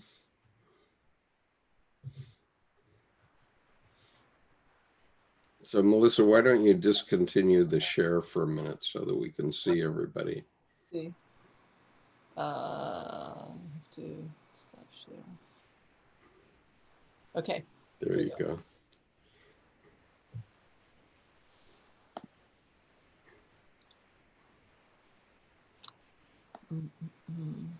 So Josh, you usually have something to say at this point in a. Well, thank you very much, Melissa. I mean, I'm learning a lot. This is an area that is a little bit, how should I say,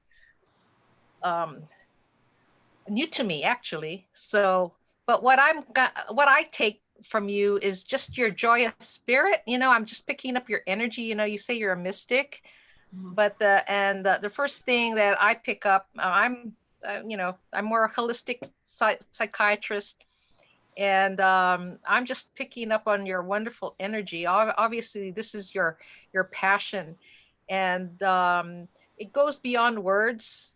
The Sutras is just a vehicle to go into that non-verbal, non-dualistic, fourth dimensional level, and you're creating and bringing it now into your third dimensional world and sharing it with others.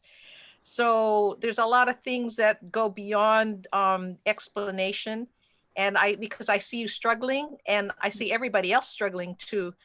But sometimes, like you said, we have to go into that meditative stillness to pick up the essence. And that's the whole point about art too. Art elicits that emotional essence, that we all have, that spiritual essence that is so hard to describe. Even the word God or spirit just doesn't do justice. In fact, it could be a distraction for a lot of people, even a turnoff. And that's why you don't see spiritual ideology out in the forefront in art. It has to be hidden. It's got to be that abstractness, like Jackson Pollock type of thing, where you just have to look at it and just let your mind go blank and just allow your body to vibrate to that energy level. So that's what I wanted to bring out. You're such a beautiful person, and you're doing like what we call light work, right? You're a light worker coming into this world and bringing out the radiance, and you just picked this particular modem, the Sutras, the focus, to bring it out, because we're all unique. We all have our different ways of expressing our spirituality, and you're bringing out your uniqueness and sharing it with others here. So namaste, and I appreciate namaste.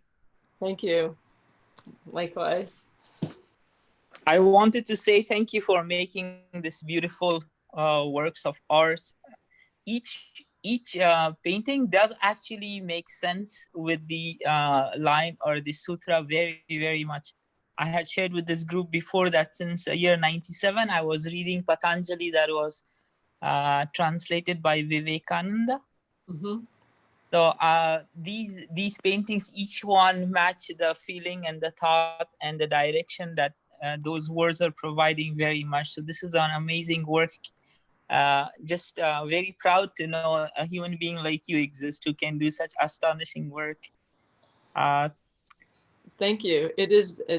I think it is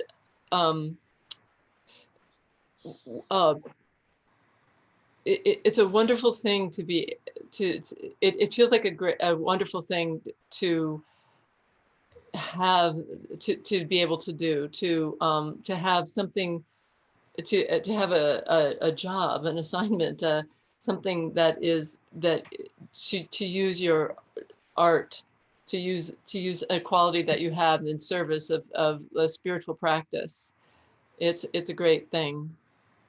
And both astrologers and also Carl Jung discussed about how in the age of Pisces, people like fishes are immersed in consciousness, but in the age of Aquarius, people will be water bearers.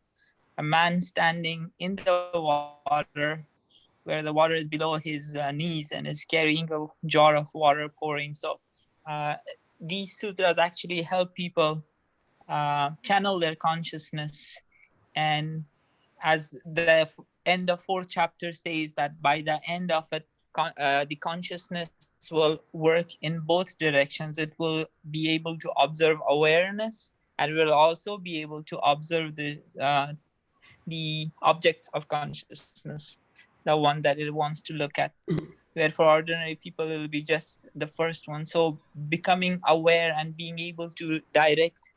So it just looks like very clearly that you are able to live it and experience it. And also that's the great gift an artist, when they can express it. This is really a beautiful gift. Never doubt yourself. I know it sometimes can be hard because the topic is very new. Mm-hmm. And also the liberation is only from pain and bondage. That liberation seems scary when people for the first time hear the word liberation. Mm-hmm. But this liberation is not from joy, not from anything that's good or going good for us, but from the things that our attachments might perceive as what we are, where we are just observers of it. So thank you for the good work. I'll let others talk to you. It was very nice to meet you. Thank you. Yeah, I'd like to jump in here, Melissa. It was a while back, I was listening to a lecture by James Hillman about archetypes, and he quoted a poet, W.H. Auden, and the quote goes, "We are lived by powers we pretend to understand." And it seems the way you started this lecture off yourself was you were compelled. And it seems like you were compelled by collective archetypes, because others here had seen in your images beautiful symbols of the unconscious. And as Jung says, the unconscious wants to be conscious. And you, for you, I liken this to Jung's Red Book, where he was able to bring his active imagination for us to see in his paintings. So it's incredible. I just love your work, and I'm glad you have the courage to you were uncomfortable initially. It seems like you're gaining confidence and comfort now. So that and we seem to have to go through uncomfort to grow. It's just a natural human process, I think. You gotta go through it, and you did it. You were courageous, and nature rewards courage. So I thank you very much for your courage, and continue the work. It's awesome, and it's a legacy. It'll last for absolutely times immortal. Thank you. Thank you very much. You're welcome. Thank you.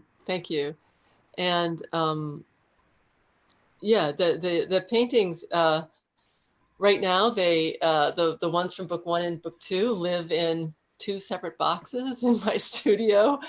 I've shown them sometimes. I show them sometimes. I don't.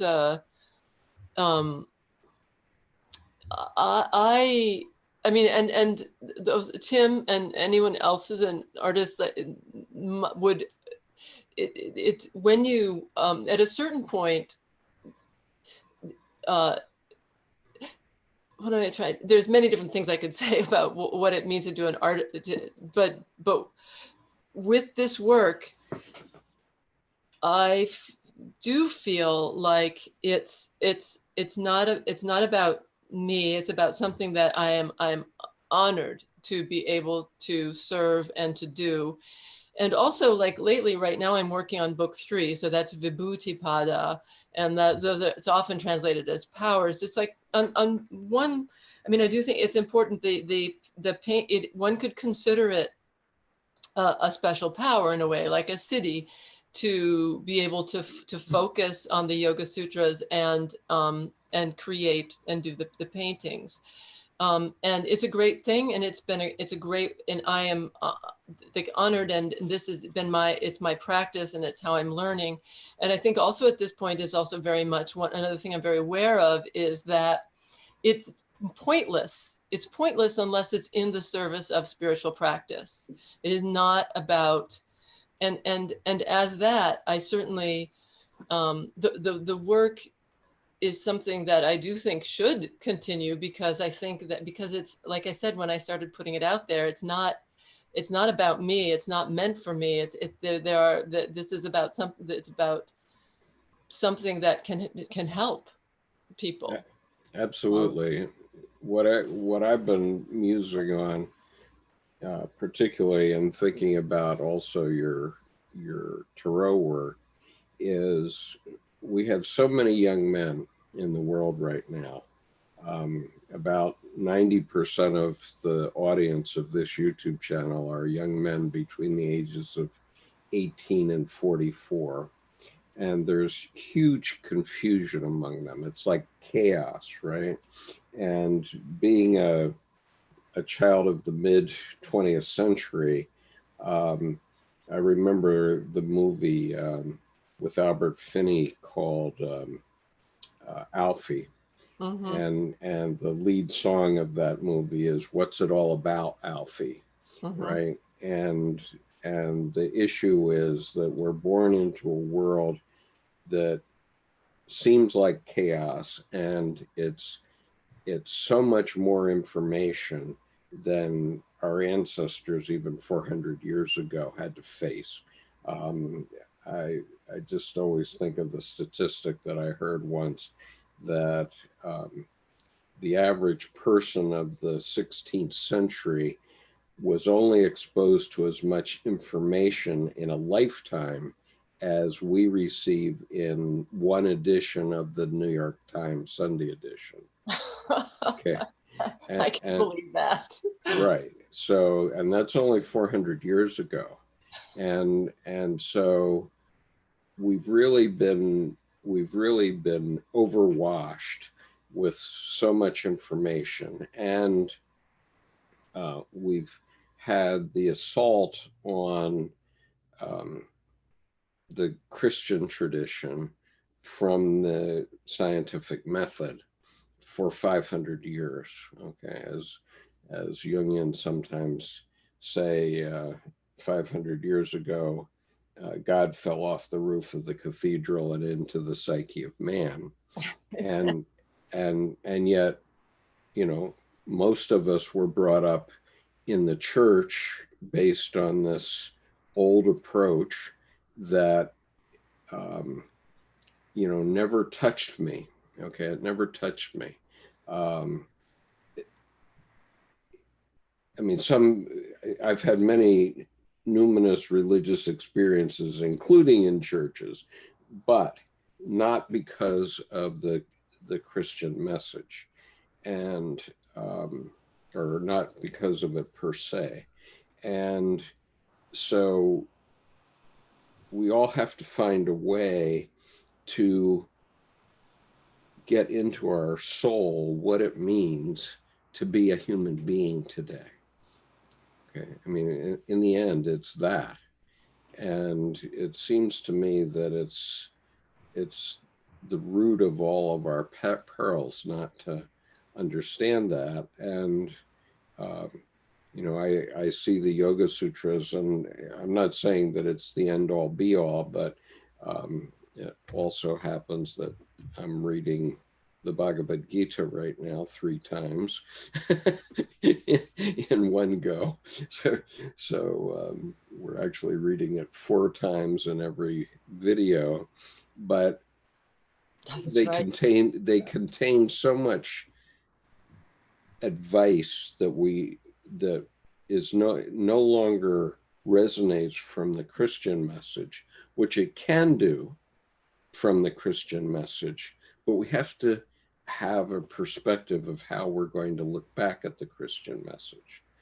In other words, you know, Dr. Jung said we have to have the religions. He said specifically about Christianity, I extrapolate to all religions need to be reinterpreted for modern categories of understanding. And it seems to me that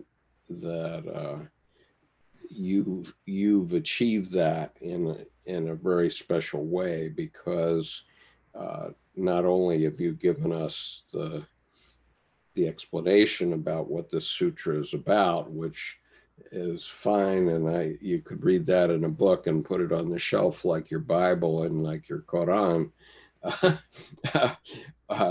but because of the images, you're engaging another whole part of our being. And so I'm thinking about, and I want to discuss this with you on August the 8th when we have you back for the tarot cards. I'm looking for a path in to show young people what it's all about.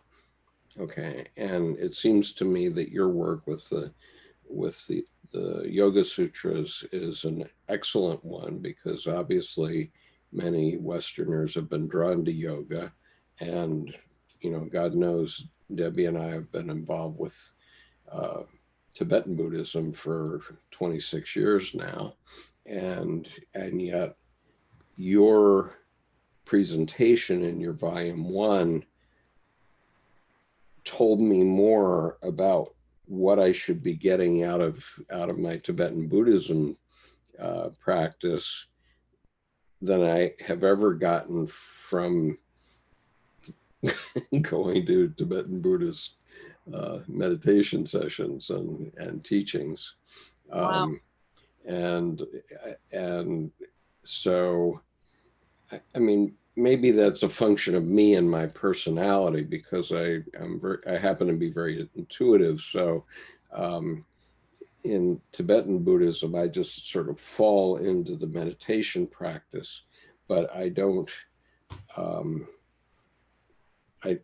know how I'm getting there or why I'm getting there. And you know, the image of the spilled milk was just perfect for me, because that's why.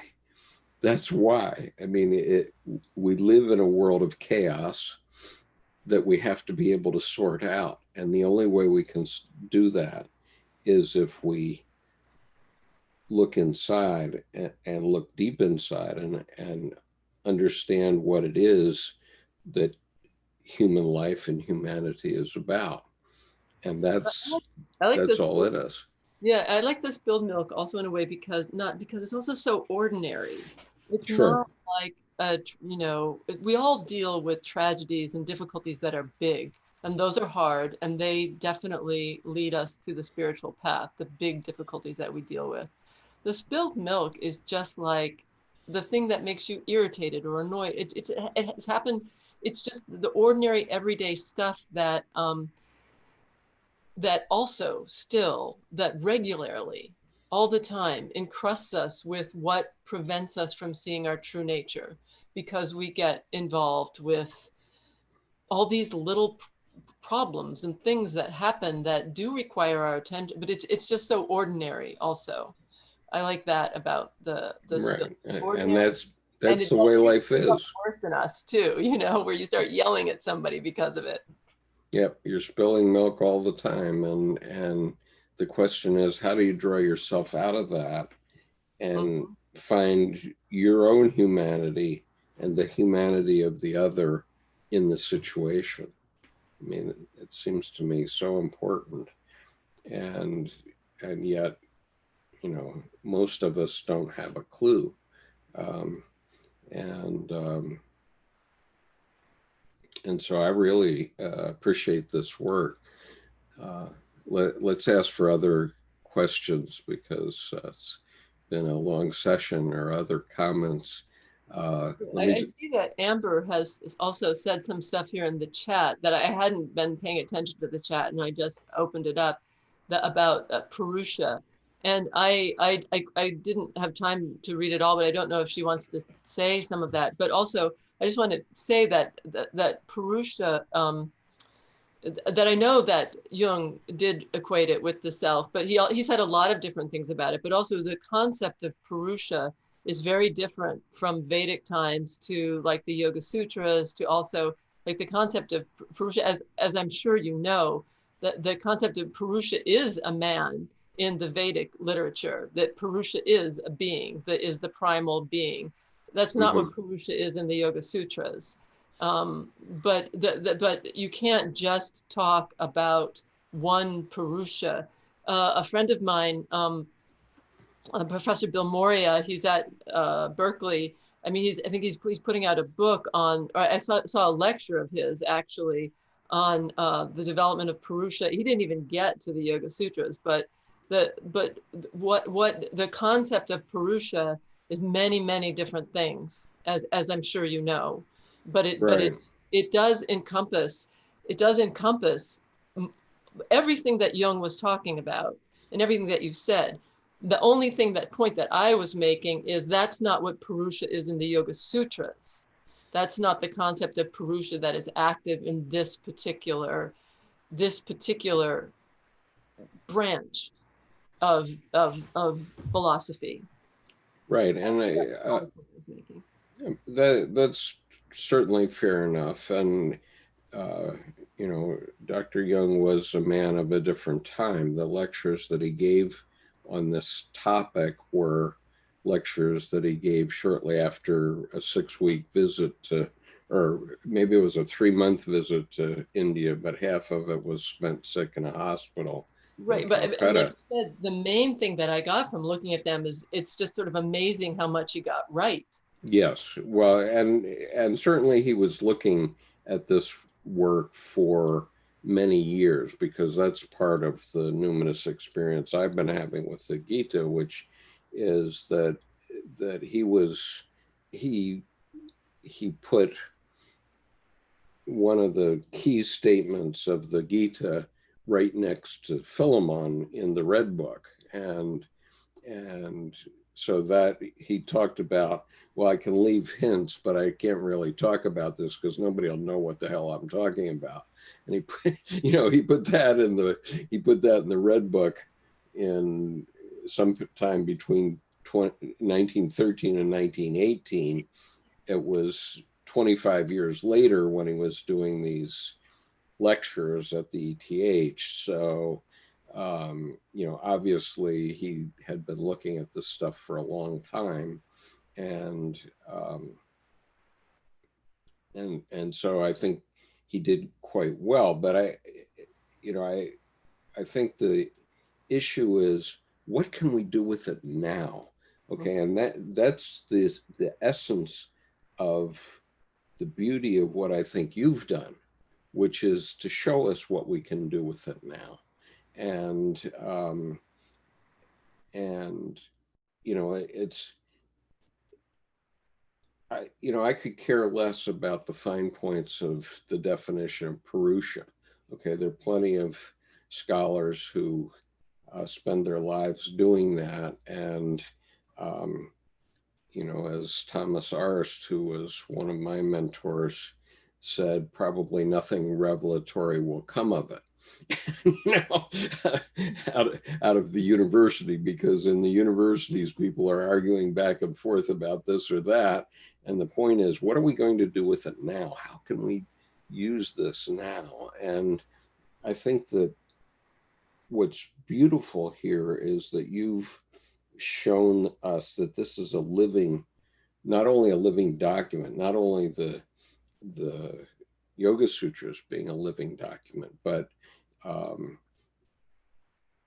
the the whole idea of how to deal with sacred texts and so on is a living thing that artists can interact with. And I have to shut up. Tim save me here. Well, we're closing in on 2 hours. I wonder, so next time you're going to come back and talk about the Tarot? Yeah. And do you want to give us a little teaser about that? Let's see. I've had tarot cards since I was 8 or 9, and I've designed a number of different decks. That was like the first, like I said, my day job is as a psychic, and that was the first medium that I used, although it's not only. I'm not, I have a series of videos on YouTube about the fool's or hero's journey, the Tarot as a spiritual path that brings in a lot of, that goes to the major arcana as a spiritual, you know, as the fool's journey or the hero's journey, and brings in a lot of philosophy, spirituality from yoga, from years of practicing yoga and meditation. And yeah, I'm not exactly sure where else we're going with it. Skip and I haven't really talked, but like I have a long history with the Tarot, and look forward to talking about it. And I have a long history too, because in, oh my God, when was it? 1995, I think. Somebody wanted us to offer, my company to offer tarot readings on 900 numbers, and I was organizing a call center in India, and I didn't know much about the tarot. I'd played with them a couple of times in a very pedantic way, where we put a layout out and then read what the book said. So I flew to Chennai and sat down with a gifted reader and teacher for 5 hours. And then I trained 40 young Indian men to read the Tarot online on 900 numbers. Nothing but chutzpah here. But, you know, in terms of this question about what's it all about, you know, I keep getting drawn back into the Tarot at various times. It happened in 2017 when my local group, this is adjunct to, asked me to do a series of lectures on the Tarot, which I did. And so mine are online too, but the point I wanted to, before we go completely into the Tarot, I noticed that Michael, you were wanting to say something just before. I know, since we're going up on 2 hours, I know that we'll be wrapping up soon. Well, I see that you were trying to say something for a while there, weren't you? Okay, we're not going to just shut it down on 2 hours necessarily. Okay. Yeah, we'll keep talking until you stop talking. But anyway, Michael, was there something you wanted to say? Well, it was a question about the dance of Purusha and Prakriti, and but I also don't have to ask it if we're running out of time. No, we're not running out of time. Go ahead. All right. So the dance of Purusha. Yeah, but so I'll ask my question. And Melissa, thank you for phenomenal presentation. And it was so rich and engaging. What a wonderful, impressive group. So thank you for also inviting us tonight.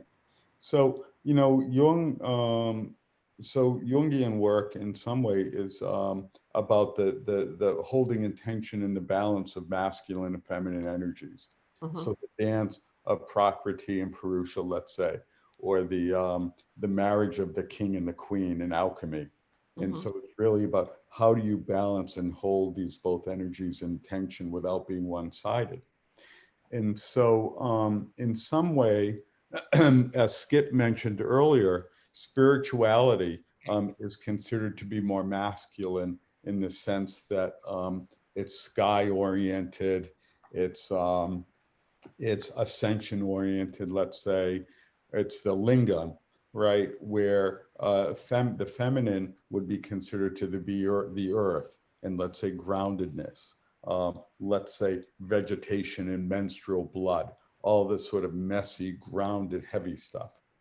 And so in some way, because I don't know the Yoga Sutras, but I know a lot of spirituality in some Hindu, there can seem to be a spiritual bias away from, in some way, the earthiness, the life aspects, away from, and understandably so. Jung saw in some way the development of Christianity as a necessary spiritual compensation for sort of an overly concrete attitude towards life. And so not knowing the Yoga Sutras, when you talked about some things that really didn't resonate with you, you had issues with, is there sort of a split between that masculine and feminine, where there's sort of a bias? Is that what you were? Well, I would say that as a woman in patriarchal society, that I do have a tendency to react. So, you know, a strict reading of the Yoga Sutras would say that it doesn't actually make anything masculine or feminine. You know, there's masculine and feminine words, but that it doesn't make Prakriti feminine and Purusha masculine. And as I said, the Yoga Sutras don't talk about a dance between Purusha and Prakriti. Tantra does, for example, or Kashmir Shaivism, you know, relates to those kinds of images, but not the Yoga Sutras. That's like never the twain shall meet. That they are inherently separate, and the problem is thinking that they're one thing.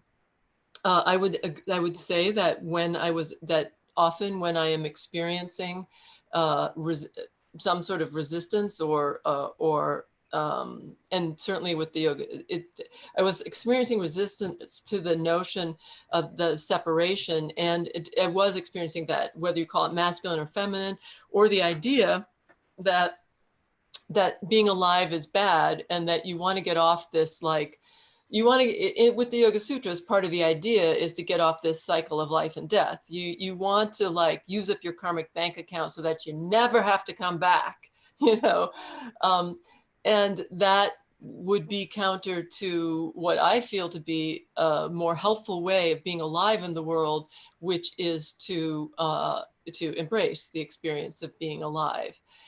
Again, I would say that with the deeper work with any of this stuff, you kind of move beyond, like, you know, the sort of superficial, it's telling me that life is bad, that, you know, that we want, because with the Yoga Sutras, once you identify with Purusha, they say, you know, Prakriti disappears. You could think of it as becomes sort of meaningless or non-essential, or it becomes a non-issue, whether it literally disappears or not.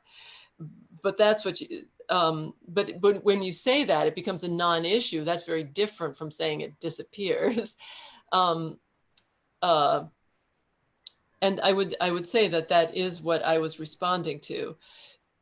My experience of working with them, I think I give this story in the preface of book 2, that it's like, you know, that all of these philosophies are like the Jain story of the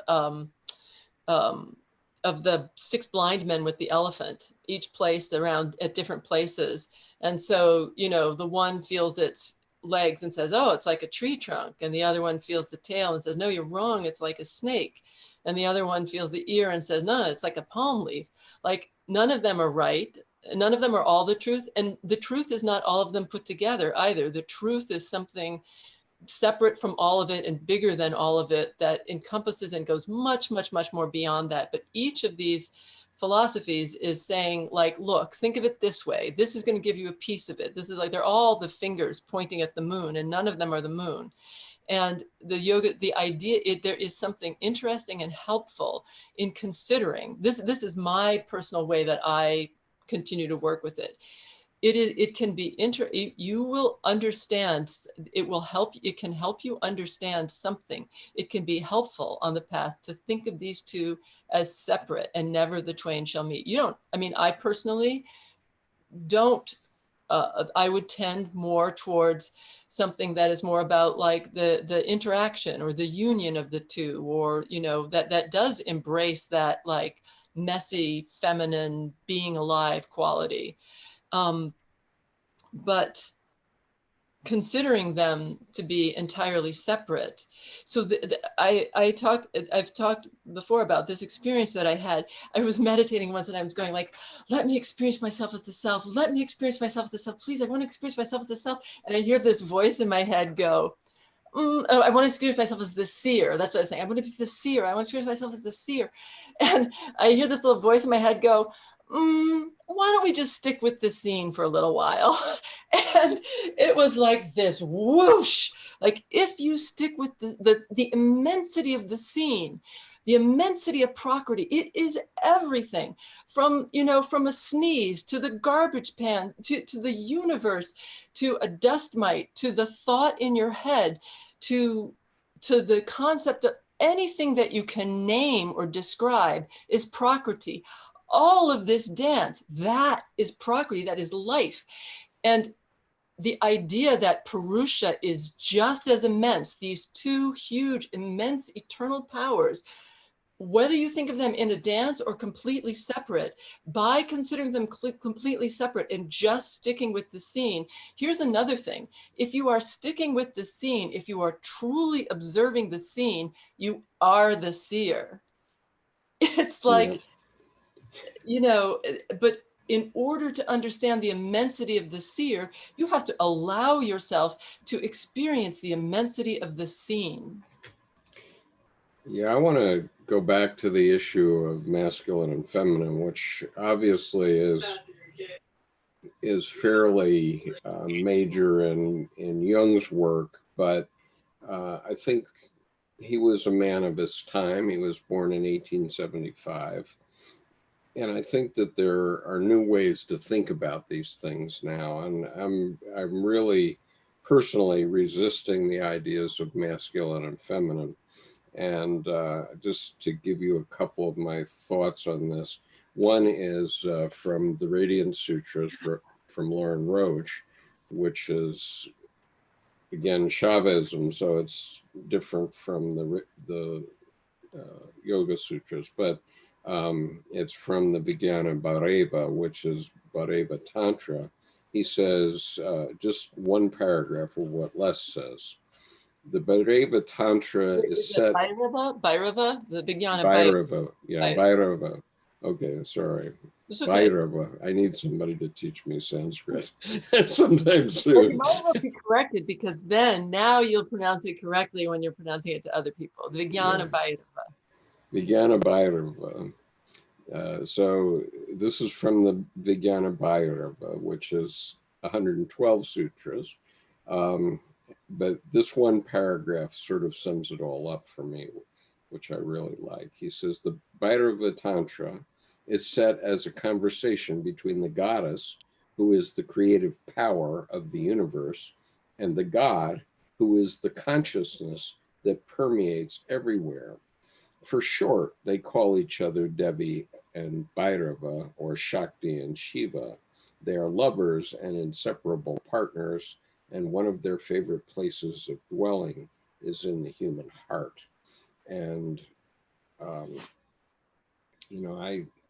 one of the ways I thought about that was I had this insight that what he's really talking about is the same thing that Einstein talked about, which is E equals mc squared.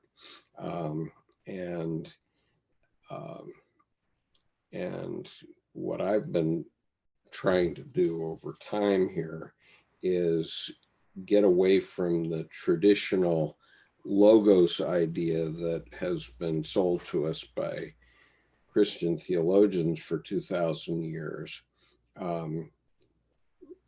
which comes from John 1:1, which in the beginning was the Word, and the Word was with God, and the Word was God, right? But the problem with that is in John 1:4, then already John is talking about Christ being the light and the life. And so my thought about that now is that, you know, we do need logos. Everything that we have in our rooms is a product of logos, just as you say, as you were saying as well, that everything except living beings are logos. They require planning, they require being put together. Every one of us is looking at a computer right now, and that has to be perfect in order for us to talk with one another across the world. Can I interject something in terms Yeah, of sure. just so in the beginning was the Word, and the Word was God, and the Word was with God. So like I hadn't thought about this for a while, but so often, you know, like with the notion of Om, that's sound. So we were talking about Sanskrit earlier, like primal sound is one thing, and the creation of sound, and the notion of sound as something creative, and sound that's something also I remember hearing that people who like string theorists who believe in multiverses, I believe that the two things that could move between multiverses, one of them might be gravity, but also sound is something that can, you know, move between the multiverses. And there's a tremendous amount with sound, with chanting, with just sound. That's not exactly the same as like logos or the word. And I just want to point out that something that I was like reading that I had a note from before, words, language is inherently dualistic. So we're talking about the Yoga Sutras as like rigidly dualistic. If I say, you know, this is a pen, that's already dualistic because I'm identifying this separate from everything else in the world that is not a pen. So we structure thought with language, and language is inherently dualistic. So that is again. But it's not life. What? It's not life. Right, but sound, primal sound is something different. Yes. Okay. All right. That's fine. I'm just saying that the theologians took it a little bit too far when, you know, they want everything to rely on a book. I mean, even in Les Morgan in his editor's introduction to the Bhagavad Gita said it, the last two sentences he said in his editor's introduction is, you will not understand the Gita by reading a book. You will only understand the Gita by living it. Right? And so in a way that sort of sums up what you have done here, because you won't understand the Yoga Sutra by reading all your descriptions, but wow, if you look at it from the right brain for a little bit, and that livens it up quite a bit, it seems to me. Okay. Thank you. And so it actually becomes a real experience instead of drudgery. Okay, because so often when we're studying any topic, if we have to read, it's drudgery. Okay, all of my books are filled with underlines. Okay, so I mean, you can see how much drudgery there is in my books because I have all these little colored tabs on them, and just to show you a page, okay, I go through every book reading and underlining. And so that to me is pure drudgery. And like you with the sutras, the reason I read books onto my YouTube channel, why I read the Red Book, why I read many books onto my YouTube channel is then I know I've read it, and then I can go back and listen to it and interact with it in a different way. And so anyway, for what it's worth, I don't know what it's worth. Yeah. So thank you so much, Melissa, and we'll come back to the cards, and we can talk about it in advance if you want. But maybe it's better if we do it live. I think doing it live is good. I want to thank you. Thank all of you, and Right. yeah, it's been a pleasure talking about it. I'm sorry I didn't get to hear it. I wanted to hear it. I wanted Tim to tell me which one that was the one that like really made him think about the backgrounds and wonder if that was my intention or not. But maybe he'll let me know privately. But, Yeah, I can do that. Okay. Well, Thank you so much. This has really been wonderful. So I look forward to more. Thank you. When is the next session on the Tarot? it's on August the 8th. Okay. So August the 8th, again at 10 o'clock U.S. Eastern time, 7 o'clock Pacific time. We'll have Melissa back to talk to us about the Tarot and her 2 Tarot decks. And obviously, I've already hinted that I have a few thoughts about this over time, and actually, Melissa, because of receiving your 2 decks, I'm jazzed about the Tarot now. As you know, aside from the divination, what it represents to me is an understandable series of stories that can help people out of the chaos a bit. Okay. And so, I mean, that's kind of the wisdom path, right? It's only 178 of the 85 billion things that can happen to you in your lifetime, right? Or 78, 156, counting reversed, out of 156 things out of billions of things that can happen to you in a lifetime. But at least it tells you where you are. Right. And whether you ever do divination with it or not, just understanding the Tarot. And I have many decks, so you know, I've interacted with it in many different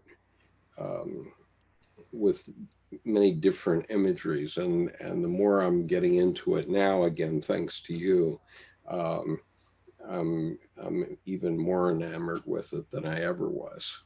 I mean, I've never made a living doing tarot readings, but I've been doing for a while longer. I'll probably keep doing it, but I don't know for how much longer. But for the time being, I'm also doing on Tuesdays at 11. This week it'll be 11:30. Sometimes 11, sometimes 11:30 in the morning at 11:30 a.m.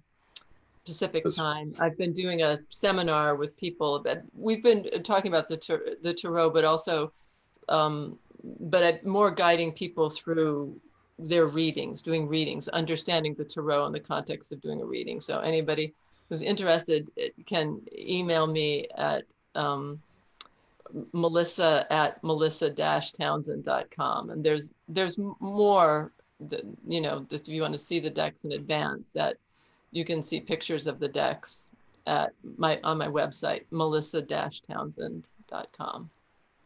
Yeah. FYI. Yeah. All right.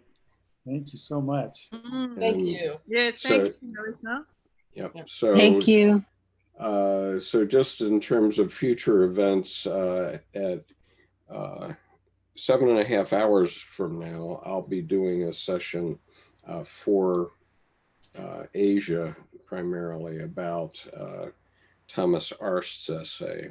And then next Thursday, we have Dr. Lanner Kasser of Malta, who's going to be doing a session on his book, which is about active imagination and waking dreams. And then we have Dr. John Jackson talking about the Old Testament. He's going to be talking about women in the Old Testament on the 21st. The day after Melissa's next appearance, we're going to have Murray Stein, who's the co-editor of this series, Jung's Red Book for Our Time, who will be our guest on Sunday. That'll be at 1 p.m. U.S. Eastern Time. And I'm also expecting to have a session with Ann Belford-Ulanoff soon, and also Dr. Ann Lee, who is a Jungian analyst in Zurich, who has written an essay in this series. So there are lots of interesting things that we'll be looking at in the coming weeks. But thank you so much, Thank you, Melissa. Thank And we'll look forward to seeing you on the 8th. All right, take care. And I do like your cards, by the way, and interestingly. Thank you. Good. Yeah, bye-bye. Thank you very Bye, much. everyone. Bye-bye. Thank you all for being here. I have a question. How do you get on the mailing list to get on all these wonderful talks? Yeah, write to skip.conover@gmail.com. Okay. Let me put it on the chat. And if by any chance you don't get that, Manish, you can email me and I can give you his information too. Yeah, we would love to have you. And also spread the word. If we can handle 500 on this Zoom account, so whoever wants to come. I'm going to leave. Thank you all very much. All right, so peace, take care. Bye-bye.